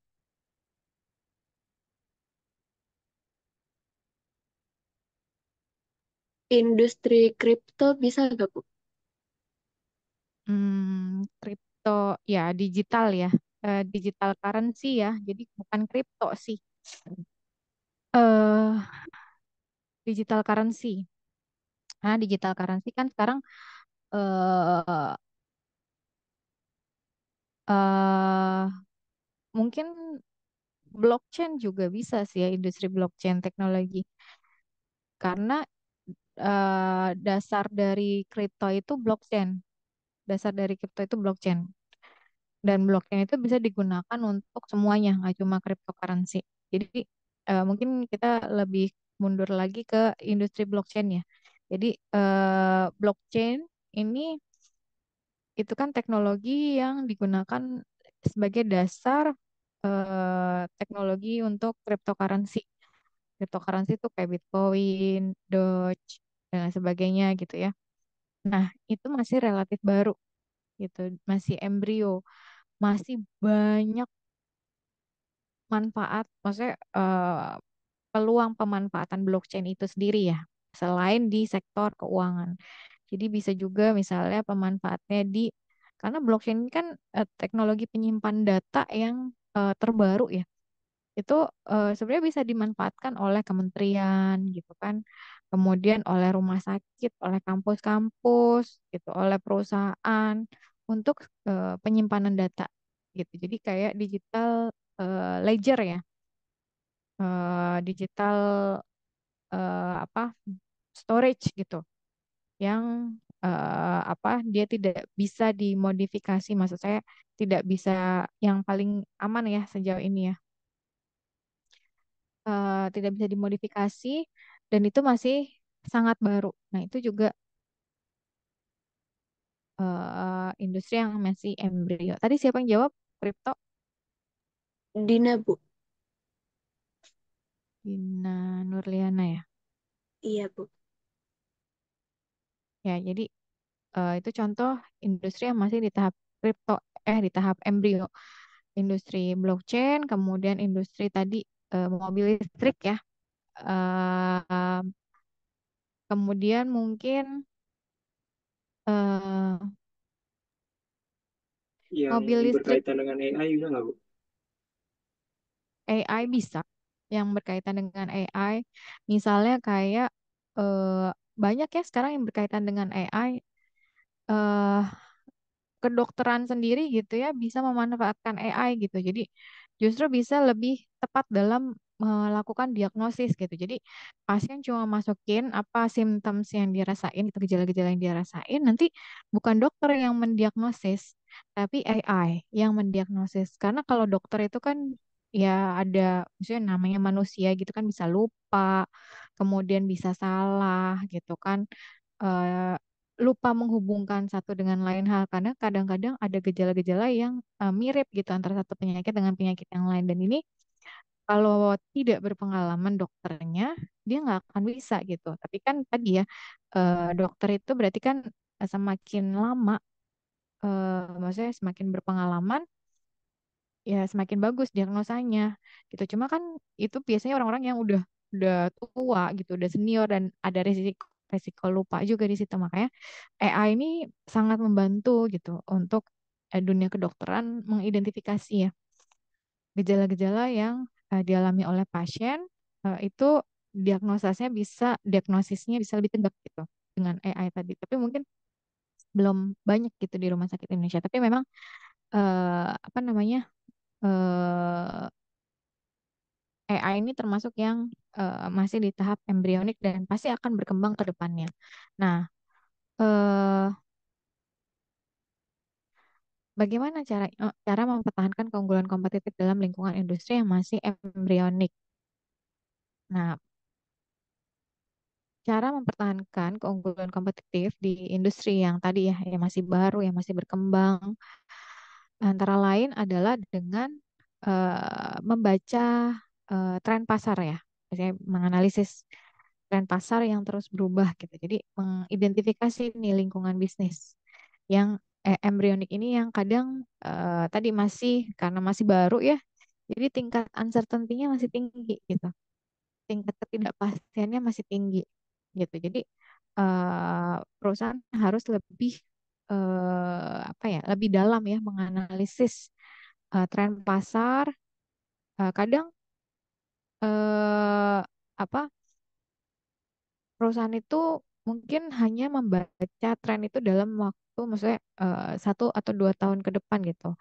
Tapi eh, bagaimana trennya di 10 tahun yang akan datang untuk industri tersebut? Apakah masih tetap eh, berkembang atau enggak? Karena kita nggak mau masuk ke industri yang dia cuma bertahan 1 2 tahun gitu. Jadi harus diidentifikasi tuh eh, tren pasarnya. Kira-kira berapa lama nih, potensi perkembangan bisnisnya itu berapa lama? Kemudian eh, peta persaingannya. Jadi kalau misalnya industri masih baru, berarti mungkin persaingannya masih belum terlalu banyak ya. Tapi ya harus siap gitu dengan pesaing-pesaing yang akan masuk gitu. Model bisnisnya harus dikembangkan agar bisa bersaing dengan pemain lain gitu. Kemudian karena ini industri baru, itu yang paling sulit adalah membaca kebutuhan pelanggan. Jadi kita mungkin punya ya keunggulan kompetitif. Tapi apakah keunggulan kompetitif itu dibutuhkan oleh pelanggan? Itu belum tentu gitu. Jadi perusahaan boleh nih punya keunggulan kompetitif yang bejibun, tapi ternyata untuk pelanggan target pasar kita itu bukan itu yang dibutuhin Gitu. Jadi itu yang harus diidentifikasi dengan jelas ya, kebutuhan dan preferensi pelanggan gitu. Karena eh, kebutuhan dan preferensi pelanggan ini bisa berubah gitu. Bisa cepat berubah seiring dengan perkembangan teknologi, dengan perubahan tren. Jadi perusahaan tuh harus menyiapkan produk dan layanan yang sesuai, yang relevan dengan kebutuhan pelanggan ini. Jadi ada ya teknologi-teknologi itu keunggulan kompetitif perusahaan, tapi teknologi itu terlalu advance gitu. Ngerti nggak? Jadi ada teknologi yang itu tuh sebenarnya bagus banget ya. Tapi itu belum dibutuhin sama pelanggan. Teknologi itu terlalu advance. Dan itu jadinya gimana? Jadi mau dijual pun nggak akan laku gitu.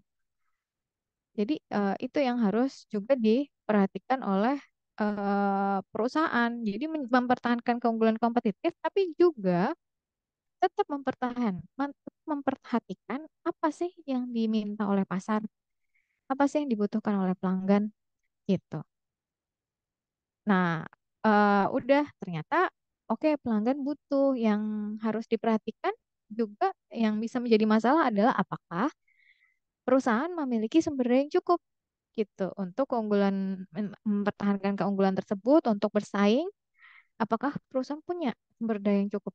Sumber dayanya termasuk sumber daya manusia, sumber daya keuangan, sumber daya teknologi, gitu, sumber daya manajemen, gitu. Jadi itu juga jadi tantangan ya untuk mempertahankan keunggulan kompetitif.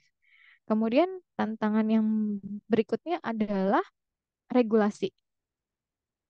Kayak blockchain, Bitcoin ini tidak diatur loh di regulasi, tidak diatur oleh pemerintah loh, karena Bitcoin itu tidak dianggap sebagai mata uang resmi. Jadi misalnya kamu punya Bitcoin nih, kamu melakukan transaksi menggunakan Bitcoin. Nah, tapi itu tidak diawasi oleh BI sebagai bank sentral yang fungsinya mengawasi lalu lintas pembayaran. Karena menurut BI, Bitcoin itu tidak memenuhi syarat sebagai uang. Uang itu kan ada syaratnya. Dia nilainya harus stabil gitu. Untuk menjadi alat tukar, uang itu harus stabil. Sementara Bitcoin itu enggak. Dia bisa naik, bisa turun 100%, naik 400%, besoknya turun 500%. Dan itu sangat bahaya kalau digunakan sebagai alat tukar, digunakan sebagai uang gitu. Kan sangat membahayakan perekonomian sehingga BI tidak apa namanya menggunakan Bitcoin sebagai tidak melakukan pengawasan terhadap Bitcoin, tapi akhirnya BI menciptakan alat pembayaran digital gitu namanya CBDC, Central Bank Digital Currency. Kalau kamu cari, jadi kita nanti punya loh alat pembayaran digital.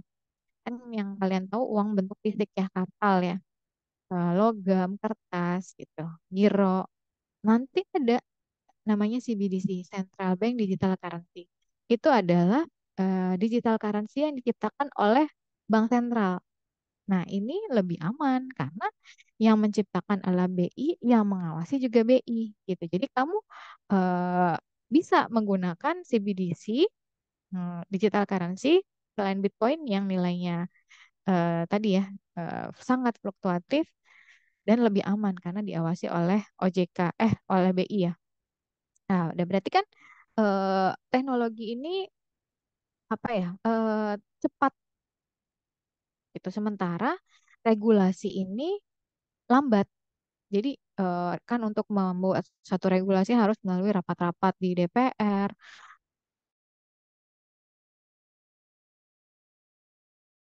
diskusi itu sudah kemana tahu gitu ya. Undang-undangnya belum ada gitu. Itu jadi masalah utama sehingga akhirnya apa? Akhirnya ya banyak terjadi misalnya misconduct ya. Kan oh belum ada aturannya kok, oh ini nggak ada regulasinya kok, akhirnya karena ketidakadaan regulasi tadi membahayakan konsumen kan, tidak ada perlindungan karena tidak ada regulasi. Nah itu jadi tantangan juga gitu. Bisa dipahami nggak Lika? Bisa, Bu. Terima kasih. Oke, yang lain mungkin ada yang ingin menambahkan, silahkan.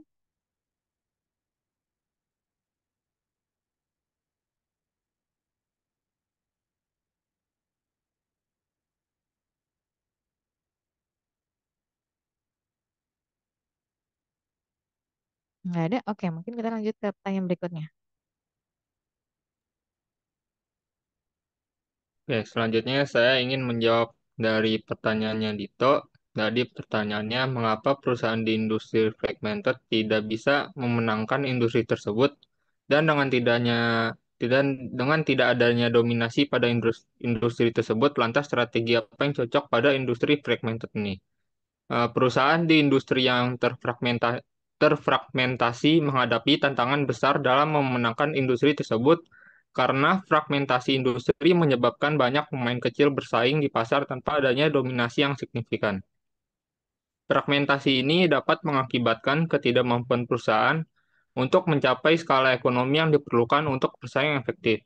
Selain itu, industri yang terfragmentasi cenderung mengalami kesulitan dalam mengadopsi inovasi dan teknologi baru seperti industri 4.0. Strategi yang cocok untuk industri yang terfragmentasi ini adalah fokus pada kolaborasi dan jaringan bisnis yang kuat, mengelola hubungan dan jaringan terkait dengan proyek-proyek individu dapat membantu perusahaan dalam mencapai keberhasilan dalam industri yang terfragmentasi. Selain itu, penting untuk mempertimbangkan adopsi teknologi dan inovasi yang dapat membantu meningkatkan efisiensi dan daya saing perusahaan di tengah fragmentasi industri. Oke, jadi dengan memanfaatkan kolaborasi yang kuat dan fokus pada adopsi teknologi yang tepat, perusahaan di industri yang terfragmentasi dapat meningkatkan posisi mereka dalam pasar yang kompetitif dan mencapai keberhasilan jangka panjang. Sudah? Sudah, Bu.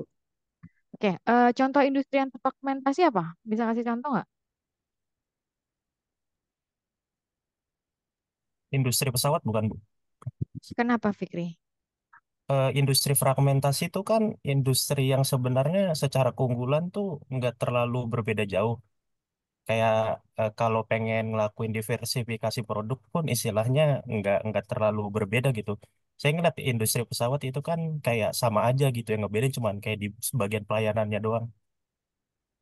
Hmm, oke. Jadi kalau industri yang terfragmentasi itu karakternya apa sih? Tidak ada Eh, dominasinya, Bu. ya, tidak ada dominasi ya. Jadi semua pemain itu tidak ada yang mendominasi. Semua punya peran yang sama. Tidak ada pemain yang mendominasi pasar secara signifikan. Itu adalah karakter dari industri yang terfragmentasi. Misalnya apa industri yang jadi sulit untuk dibedakan ya. Gampangnya gitu. Jadi kalau misalnya perusahaan-perusahaan yang masuk ke industri terfragmentasi itu dia sulit untuk membedakan dirinya dengan kompetitornya gitu. Jadi karena di industri yang terfragmentasi ini memang antara satu pemain dengan pemain yang lain kurang lebih memiliki keunggulan kompetitif yang sama sehingga tidak ada yang mendominasi pasar. Contohnya kalau di industri terfragmentasi itu makanan, minuman itu masuk ke industri terfragmentasi. Karena kita ngelihat banyak banget kan makanan, minuman tuh eh, konsumen tuh sih jadi punya banyak banget pilihan alternatif gitu. Dan sulit untuk bisa membedakan antara satu produk dengan produk yang lain gitu. Itu contoh industri terfragmentasi. Kemudian contoh lain dari industri terfragmentasi adalah industri eh, retail. Jadi Alfamart, Indomart, Family Mart itu kan kurang lebih sama ya. Yang dia jual, bagaimana pelayanannya, kurang lebih sama begitu gitu. Jadi range market kayak gitu. Jadi eh, kurang lebih sama untuk industri retail tadi. Ya. Eh, Kenapa perusahaan di industri terfragmentasi, maksudnya yang perusahaan yang masuk ke industri terfragmentasi itu sulit untuk memenangkan persaingan. Karena memang karakter di industri terfragmentasi ini tadi kan tidak ada yang mendominasi ya. Sulit untuk menciptakan keunggulan kompetitif yang sangat wow gitu. Karena di industri terfragmentasi itu tadi tidak ada pemain yang dominan. sulit untuk menciptakan keunggulan kompetitif yang sangat berbeda dengan kompetitor tuh di industri yang terfragmentasi saking banyaknya ya, saking banyaknya yang bermain di industri tersebut sehingga sulit untuk bisa menciptakan keunggulan kompetitif yang sangat berbeda gitu dengan kompetitor yang lain. Karena tadi pemainnya banyak banget ini yang masuk di industri fragmentasi. Kemudian eh, biasanya di industri yang terfragmentasi ini sangat mudah masuk pesaing baru gitu. Jadi di industri yang terfragmentasi ini pesaing baru ini bisa masuk kapan aja dan bisa jadi ancaman untuk perusahaan. Karena di industri yang terfragmentasi biaya masuknya, maksudnya kan ada biaya untuk enter satu industri ya. Kalau masuk industri pesawat terbang itu justru bukan ya, karena di industri pesawat terbang itu kan untuk masuk ke industri tersebut kita butuh modal yang sangat besar. Tidak sembarangan orang tuh masuk ke industri tersebut gitu Fikri. Jadi industri pesawat terbang itu bukan masuk kategori industri terfragmentasi ya menurut saya ya. Karena untuk masuk ke industri pesawat terbang itu membutuhkan modal yang sangat besar sehingga jumlah pemain juga tidak banyak dibandingkan tadi eh, industri makanan minuman gitu. Industri apa namanya? eh, hotel. Hotel itu juga sebenarnya setengah-setengah ya gitu. Maksudnya karena untuk bangun hotel, punya hotel itu kan butuh tanah, bangun gedung. Jadi sebenarnya bisa aja sih sebenarnya kalau mau dominan di industri perhotelan bisa. Yang lebih sulit itu masuk ke industri yang dia biaya masuknya tuh murah.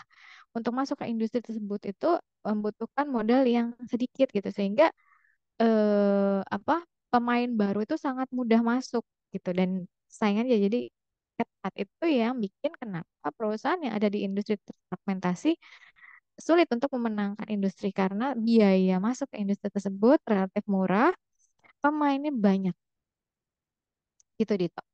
Kemudian tidak adanya dominasi pada industri tersebut, lantas strategi apa yang cocok untuk industri terfragmentasi? Nah, kalau untuk strateginya eh, ini kan tadi ya apa namanya pemainnya banyak, kemudian yang masuk ke sana itu eh, murah gitu, biaya enter marketnya tuh murah gitu, sehingga eh, peta persaingannya kan jadi sangat ketat ya. Yang bisa dilakukan adalah dengan menciptakan diferensiasi. Nah, diferensiasi pun ini yang eh, apa namanya memang sesuai dengan kebutuhan pelanggan dan mungkin yang bisa dilakukan oleh perusahaan adalah dengan spesifik menyasar segmen tertentu gitu. Jadi segmen market tertentu misalnya kelas menengah ke atas gitu, industri makanan minuman, tapi yang lebih spesifik yang menyasar kelas menengah ke atas. Misalnya apa yang concern terhadap kesehatan, spesifik banget kan. Jadi kelas menengah ke atas yang concern terhadap kesehatan, berarti yang kamu ciptakan adalah makanan minuman yang sehat gitu, yang memperhitungkan kalorinya, yang memperhitungkan apa namanya kondisi kesehatan dari si konsumennya. Jadi misalnya si konsumennya nih punya penyakit diabetes nih, berarti dia nggak boleh makan makanan yang mengandung banyak gula. Nah, dikustomisasi gitu. Jadi itu bisa gitu. Jadi makanan minuman itu kan tadi masuk ke industri termasuk kategori industri yang terfragmentasi. Tapi kalau kamu pinter membaca market gitu, kamu tidak akan kamu akan kecapean kalau kamu menyasar segmen pasar yang apa terlalu umum gitu, terlalu banyak disasar oleh semua pemain gitu. Jadi kamu mungkin bisa lebih jeli ya membaca segmen pasar itu pasti juga terbagi-bagi tuh. Jadi market itu kan makanan minuman ini kan terbagi-bagi ya, laki-laki, perempuan, anak kecil, dewasa, eh, kerja dan ibu rumah tangga. Kemudian tadi yang concern dengan kesehatan dan yang tidak concern dengan kesehatan, yang banyak duit sama yang biasa aja gitu. Nah, mungkin kamu bisa fokus ke tadi yang concern terhadap kesehatan, tapi yang karena kalau makanan-makanan sehat kan mahal ya, berarti yang bisa disasar adalah segmen kelas menengah ke atas gitu. Berarti kamu bisa menciptakan produk dengan kustomisasi sesuai dengan kondisi kesehatan si pelanggan gitu. Contohnya itu Dito. Bisa dipahami nggak Dito? Jadi yang bisa dilakukan adalah dengan melakukan diferensiasi produk atau layanan.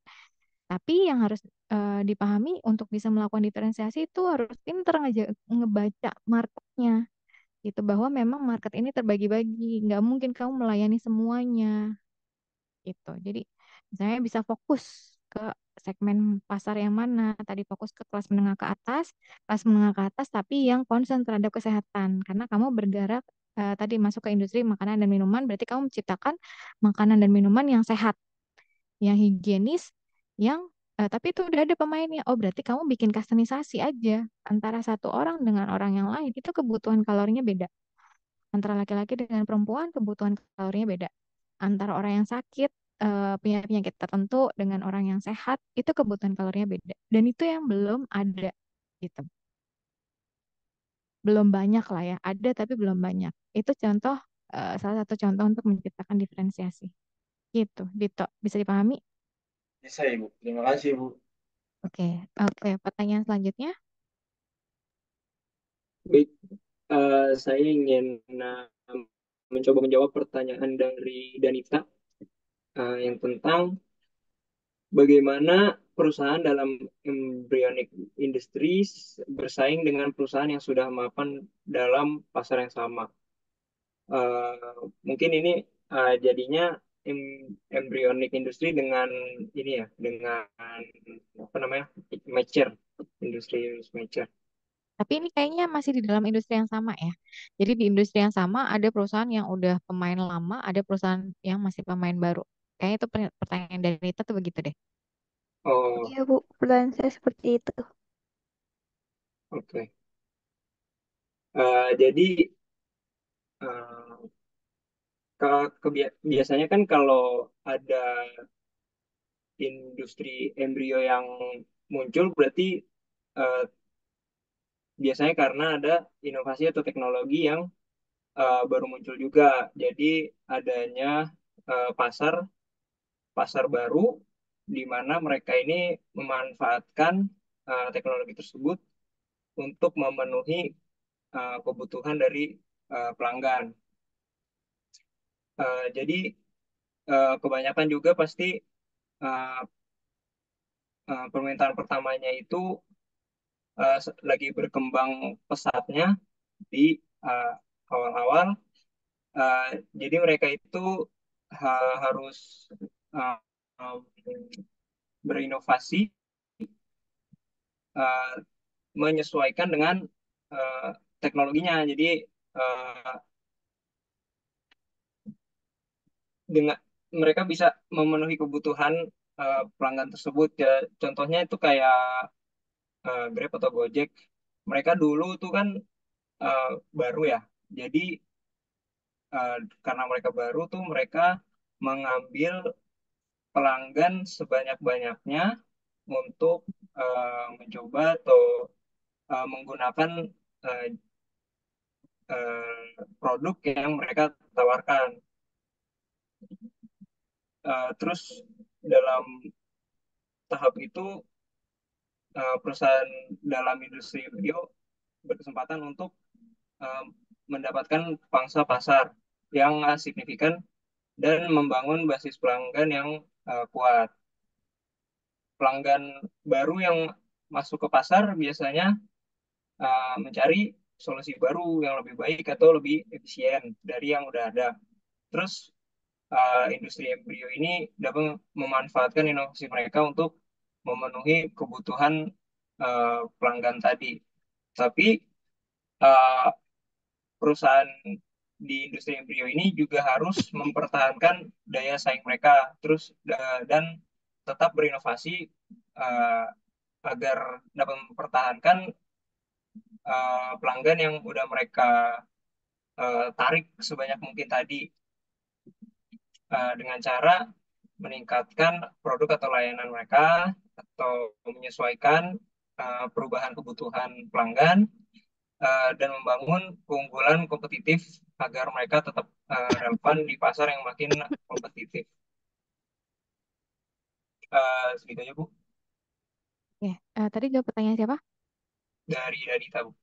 Danita, bagaimana perusahaan dalam embryonic industry bersaing dengan perusahaan yang sudah mapan dalam pasar yang sama? Eh, nah, ini perusahaan yang sudah mapan itu berarti dia udah modalnya udah besar banget ya, kekuatan modalnya itu udah besar banget ya. Yang bisa dilakukan adalah jeli membaca kebutuhan pelanggan, jeli membaca pasar, jeli membaca tren pasar.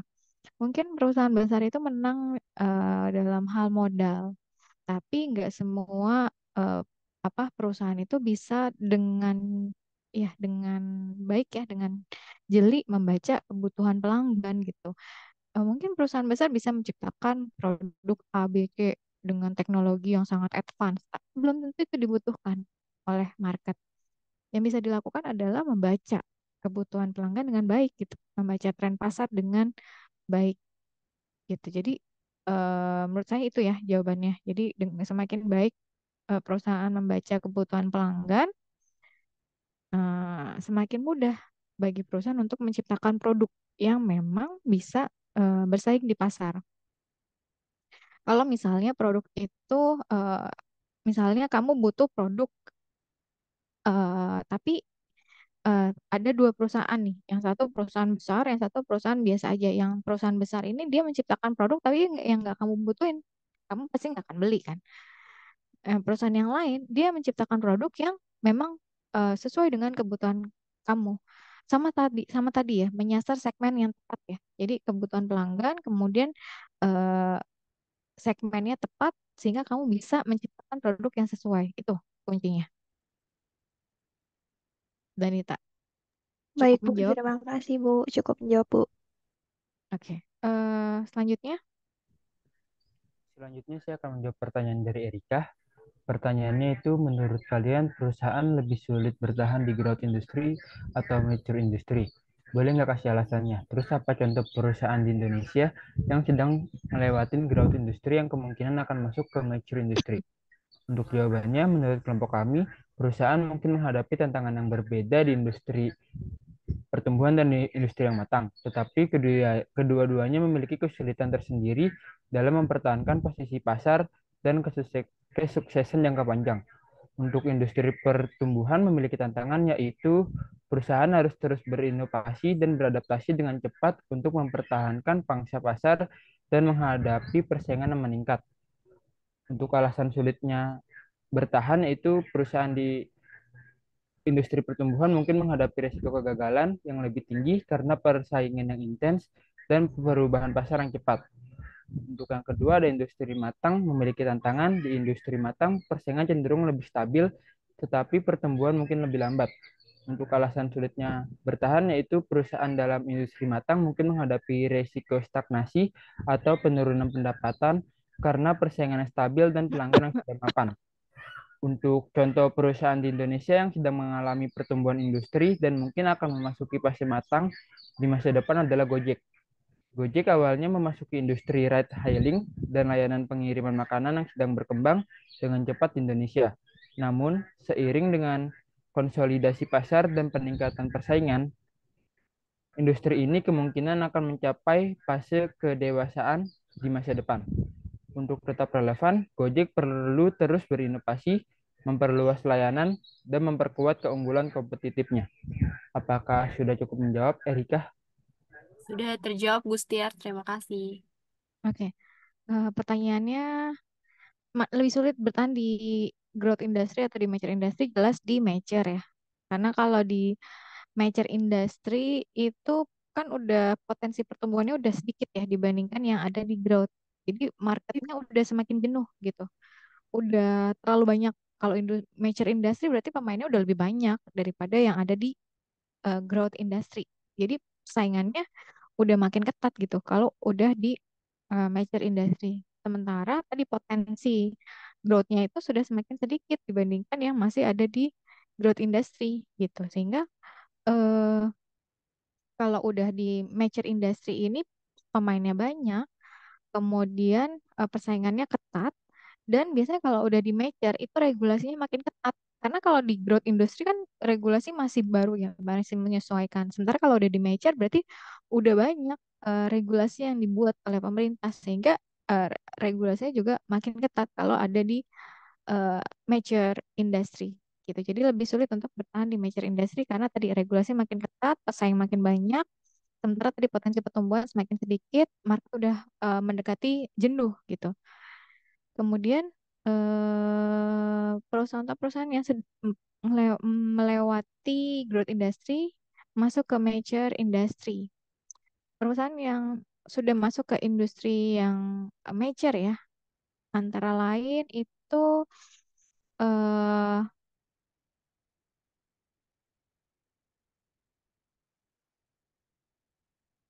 Toyota. Toyota itu salah satu produsen mobil terbesar di dunia di industri otomotif. Nah, industri otomotif ini kan sudah mature ya. Industri otomotif ini sudah banyak gitu pesaingnya dan regulasi di industri otomotif udah banyak gitu. Jadi apa untuk eh, apa mungkin kalau yang oto industri otomotifnya otomotif yang mobil listrik mungkin itu masih di tahap embrio. Tapi kalau secara otomotif secara otomotif yang biasa ya yang konvensional itu sudah di tahap mature. Kalau otomotif yang listrik itu masih di tahap embrio. Itu contohnya. Jadi kalau karakter dari industri yang sudah mature itu pemainnya udah banyak. Oke, mungkin kita bisa lanjut ke pertanyaan berikutnya. Oke, ini pertanyaan terakhir dari Kania. Apa saja kendala dalam menjalankan strategi untuk mengatasi ancaman lingkungan? Kendala dalam menjalankan strategi untuk mengatasi ancaman lingkungan dapat berasal dari berbagai faktor yang mempengaruhi eksekusi strategi tersebut. Salah satu kendala utamanya ada di persepsi eksekutif terhadap ancaman lingkungan yang dapat mempengaruhi kinerja perusahaan. Ketika eksekutif tidak memahami sepenuhnya ancaman lingkungan yang dihadapi perusahaan, hal ini dapat menghambat kemampuan perusahaan untuk merumuskan dan melaksanakan strategi yang efektif dalam menghadapi ancaman tersebut. Selain itu, faktor internal seperti kurangnya sumber daya juga dapat menjadi kendala dalam menjalankan strategi untuk mengatasi ancaman lingkungan. Keterbatasan sumber daya dapat menghambat perusahaan dalam mengimplementasikan strategi perlindungan lingkungan yang memadai. Selain itu, kurangnya dukungan dari eksekutif terhadap program sertifikasi lingkungan juga dapat menjadi hambatan dalam menjalankan strategi perlindungan lingkungan. Selain faktor internal, faktor eksternal seperti tekanan lingkungan yang meningkat juga dapat menjadi kendala dalam menjalankan strategi perlindungan lingkungan. Perubahan dalam tuntutan konsumen terhadap produk ramah lingkungan dapat memaksa perusahaan untuk menyesuaikan strategi pemasaran dan kinerja korporat mereka, yang dapat menjadi tantangan tersendiri bagi eksekutif dalam mengambil keputusan strategis. Oke. Kendala menjalankan strategi untuk mengatasi ancaman lingkungan. Jadi ancaman lingkungan bisnis yang terus berubah ya. Eh, Perusahaan punya strategi untuk apa namanya menghadapi lingkungan bisnis yang terus berubah. Nah, ketika perusahaan punya strategi yang menjadi kendalanya kadang adalah eh, modal ya, biayanya cukup apa enggak gitu. Kan lingkungan bisnis terus berubah. Misalnya, oh sekarang semuanya serba digital nih gitu. Oh berarti kita harus ngikutin dong serba digital. Nah, yang menjadi kendala apa? Kita punya modalnya apa enggak gitu. Kita bisa beli teknologinya apa enggak. Terus sumber daya manusia kita bisa pakai teknologi itu apa enggak. Itu yang jadi kendala. Jadi keterbatasan sumber daya gitu. Kemudian kendalanya juga adalah regulasi. Lingkungan bisnis ini terus berubah, semua serba digital gitu. Misalnya tadi apa eh, pembayaran, alat pembayaran sekarang sudah serba digital. Nah, tapi ternyata kan tidak diatur ya, tidak dilindungi oleh eh, regulator gitu. Nah, itu kan jadi kendala juga. Bagaimana nih kalau misalnya ternyata kita melakukan transaksi, tapi ternyata dia penipu gitu, atau ternyata nilai transaksi kita kok jadi jatuh banget, kita rugi jadinya. Tapi kan kita nggak bisa nuntut ke regulator karena itu tidak diatur, tidak diawasi oleh bank sentral gitu. Mungkin cukup menjawab ya. Terima kasih atas jawabannya Ibu Destria dan Febrian. Oke. Mungkin semua pertanyaan sudah terjawab ya. Yang tadi jawab pertanyaan siapa aja? Kita berempat semua menjawab, Bu. Iya, maksud saya kan ada tujuh pertanyaan ya. Tuh, 7 pertanyaan, siapa jawab berapa? Tadi siapa? Ibnu jawab berapa pertanyaan? Saya jawab 1, Bu. 1, terus bentar. Gustiar jawab berapa pertanyaan? Saya jawab 2, Bu. 2. eh Febrian Jawab 2, Bu. 2. Kemudian Julio. saya jawab 2 juga, Bu. Oke. Oke, sudah saya masukin nilainya. Karena sudah jam 10, waktunya sudah habis juga ya. Mungkin kita cukupkan sampai di sini. Ini untuk materi sebelum UTS sudah semua dipresentasikan berarti ya, Ezra?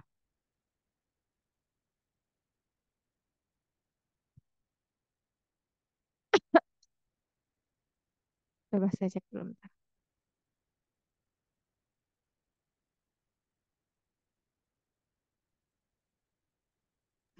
Ibu maaf, tadi untuk Alma Ardia sudah hadir ya, Bu? Siapa? Alma Ardia, Bu. Ya, sebentar saya lagi cek RPS-nya nih.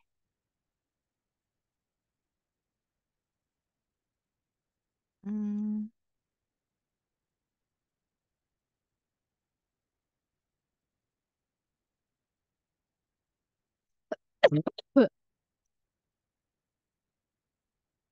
Hmm.